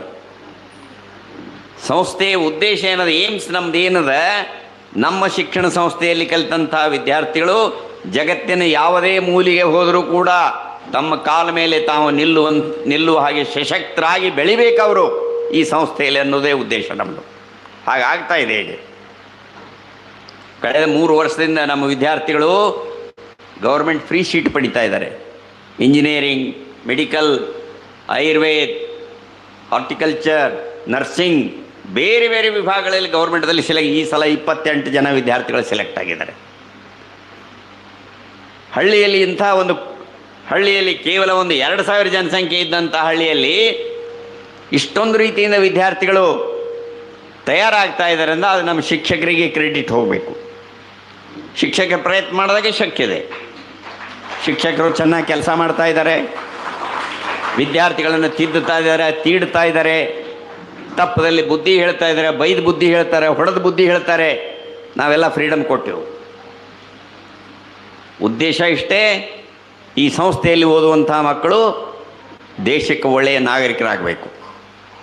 ಅದು ಒಂದೇ ಧ್ಯೇಯವನ್ನು ಇಟ್ಕೊಂಡು ನಾವು ಸಂಸ್ಥೆಯನ್ನು ಪ್ರಾರಂಭಿಸಿದ್ದೇವೆ. ಅದು ಸಾರ್ಥಕಗೊಳ್ತಾ ಇದೆ. ಎಲ್ಲರ ಸಹಕಾರ ಬಹಳ ಅವಶ್ಯಕತೆ ಇದೆ. ಭಾಳಷ್ಟು ಜನರ ಸಹಕಾರವು ಸಿಕ್ಕಿದೆ. ಈಗಾಗಲೇ ವಿದ್ಯಾರ್ಥಿಗಳಿಗೆ ಸನ್ಮಾನ ಮಾಡಿದೆವು ನಾವು. ಅದಕ್ಕಿಂತ ಮುಂಚೆ ಕೆಲವೊಂದು ಜನರ ಹೆಸರು ಹೇಳಿದ್ರು. ಆ ಎಲ್ಲ ಮಹಾನುಭಾವರು ಒಂದು ಗ್ರೂಪ್ ಮಾಡಿದೆವು ನಾವು, ಎ ಗ್ರೂಪ್ ಎಂಪವರಿಂಗ್ ಗುರುಬಸವ ಅಂತ. ನಾವು ಅಷ್ಟೇ ಮಾಡಿದ್ರೆ ಸಾಲದು. ವಿವಿಧ ಭಾಗಗಳಲ್ಲಿ, ಸಮಾಜದ ವಿವಿಧ ಭಾಗಗಳಲ್ಲಿ ಇದ್ದಂಥ ಮಹಾನುಭಾವರು ನಮ್ಮದು ಒಂದಿಷ್ಟು ಅಳಿಲು ಸೇವೆ ಇರಲಿ ಈ ಸಂಸ್ಥೆಗೆ ಅಂತೇಳಿ ಏನು ಮುಂದೆ ಬಂದಿದ್ದಾರೆ, ಅವರೆಲ್ಲರೂ ಹಣವನ್ನು ಸಂಸ್ಥೆಯಲ್ಲಿ ಡಿಪಾಸಿಟ್ ಮಾಡಿದ್ದಾರೆ. ಆ ಬಂದಂಥ ಬಡ್ಡಿಯಿಂದ ನಾವೆಲ್ಲ ಪ್ರತಿ ವರ್ಷ ಮಕ್ಕಳಿಗೆ ಸನ್ಮಾನ ಮಾಡ್ತೇವೆ. 1000 ರೂಪಾಯಿ ಅವರಿಗೆ ಕ್ಯಾಶ್ ಪ್ರೈಸ್ ಕೊಡ್ತಾ ಇದ್ದೇವೆ. ಶಾಲು ಹೊಚ್ಚೋದು, ಇದೆಲ್ಲ ಕಾರ್ಯಕ್ರಮ ಆ ಪುಣ್ಯಾತ್ಮರು ಏನು ಸಹಾಯ ಮಾಡಿದ್ದಾರೆ ನಮಗೆ. ಪ್ರತಿಭಾ ಪುರಸ್ಕಾರಕ್ಕೆ ಸಂಸ್ಥೆಯಲ್ಲಿ ಏನು 15,000 ಹಣ ಇಟ್ಟಿದ್ದಾರೆ. ಅದರ ಪರಿಣಾಮವೇ ಇದೆಲ್ಲ ಕಾರ್ಯಕ್ರಮ ನಡೀತಾ ಇದೆ. ಅದಕ್ಕೆ ಆ ಎಲ್ಲ ಮಹನೀಯರಿಗೂ ಧನ್ಯವಾದಗಳನ್ನು ಹೇಳ್ತಾ, ತಮ್ಮೆಲ್ಲರಿಗೂ ಮತ್ತು ಇವತ್ತಿನ ನಮ್ಮ ಎಲ್ಲ ಅತಿಥಿಗಳು ನಿಮಗೆಲ್ಲ ಬಹಳ ಒಳ್ಳೆಯ ಮಾತುಗಳನ್ನು ಹೇಳಿದ್ದಾರೆ. ಅದನ್ನು ನೆನಪಾರಬಾರ್ದು, ಅದನ್ನು ಮನಸ್ಸಿನಲ್ಲಿ ಇಟ್ಕೋಬೇಕು. ಕಾರ್ಯಕ್ರಮ ಕೇವಲ ಕಾರ್ಯಕ್ರಮ ಅಲ್ಲ, ಇದು ನಿಮ್ಮನ್ನು ತಿದ್ದುವಂಥ ಒಂದು ಸಭೆ. ಇದು ಇಲ್ಲಿ ಏನು ಕೇಳಿದಿರಿ, ಮಹಾನುಭಾವರು ಏನು ನಿಮಗೆ ಒಳ್ಳೆಯ ಮಾತುಗಳನ್ನು ಹೇಳಿದ್ದಾರೆ. ಸ್ವಾಮಿ ವಿವೇಕಾನಂದರ ಬಗ್ಗೆ ಆಗಲಿ, ನೇತಾಜಿಯವರ ಬಗ್ಗೆ ಆಗಲಿ, ಸ್ವದೇಶಿ ಬಗ್ಗೆ ಆಗಲಿ, ನಾವು ಪ್ರತಿ ಕ್ಷಣವೂ ವಿಚಾರ ಮಾಡಿ ಹೆಜ್ಜೆ ಇಡುವಂಥ ಪ್ರಸಂಗ ಇವತ್ತು ಜಗತ್ತಿನಲ್ಲಿ ಉದ್ಭವ ಆಗಿದೆ. ಅದಕ್ಕೆ ನಾವು ಒಳ್ಳೆಯವರಾಗಬೇಕು. ಒಳ್ಳೆಯವರಿಗೆ ಎಲ್ಲಿಯಾದರೂ ಕಿಮ್ಮತ್ತಿರ್ತದೆ. ಜಗತ್ತಿನ ಯಾವ ಭಾಗಕ್ಕೆ ಹೋದರೂ ಕಿಮ್ಮತ್ತಿರ್ತದೆ. ಒಬ್ಬ ಕಳ್ಳತನ ಮಾಡಿ ಎಷ್ಟೇ ಆಸ್ತಿ ಮಾಡಿದ್ನಾದ್ರೂ ಕೂಡ ಆ ಆಸ್ತಿ ಲೆಕ್ಕಪತ್ರ ನೋಡೋಕೆ ಒಬ್ಬ ಒಳ್ಳೆಯ ವ್ಯಕ್ತಿಗೆ ಇಟ್ಕೋತಾನೆ. ನಾವು ಪ್ರಾಮಾಣಿಕವಾಗಿದ್ದಂಥ ಪ್ರಾಮಾಣಿಕತೆಗೆ ಎಷ್ಟೊಂದು ವ್ಯಾಲ್ಯೂ ಅದಂದರೆ ಅಪ್ರಾಮಾಣಿಕರು ಕೂಡ ಅದರ ಬೆನ್ನ ಹತ್ತರ ಪ್ರಾಮಾಣಿಕತೆಯ ಬೆನ್ನ. ಅದಕ್ಕೆ ಪ್ರಾಮಾಣಿಕರಾಗಿರ್ರಿ, ದೇಶಭಕ್ತರಾಗಿರ್ರಿ, ಯಾರನ್ನು ಕಿಗ್ಗಳಾಗಿ ನೋಡಬೇಡ್ರಿ.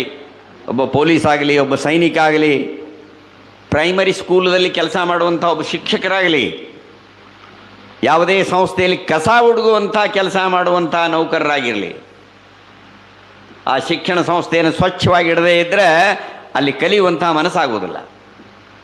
ಶಿಕ್ಷಣ ಸಂಸ್ಥೆ ಅಂದರೆ ಒಂದು ದೇವಸ್ಥಾನ ಇದ್ದ ಹಾಗೆ. ಅದನ್ನು ಸ್ವಚ್ಛ ಇಡೋದು ಕಾರ್ಮಿಕರ ಕೆಲಸ.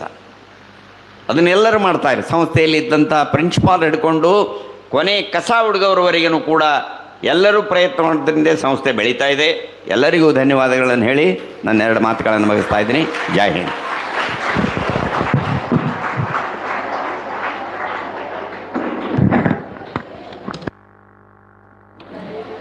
We all are inspired by our young man, our Honorable President Sir. He always gives importance to time management, sincerity, and he always loves everyone. We are proud to be here getting education in best institution. Thank you so much, sir, for making this institution. Thank you for your words. Let us be grateful to people who make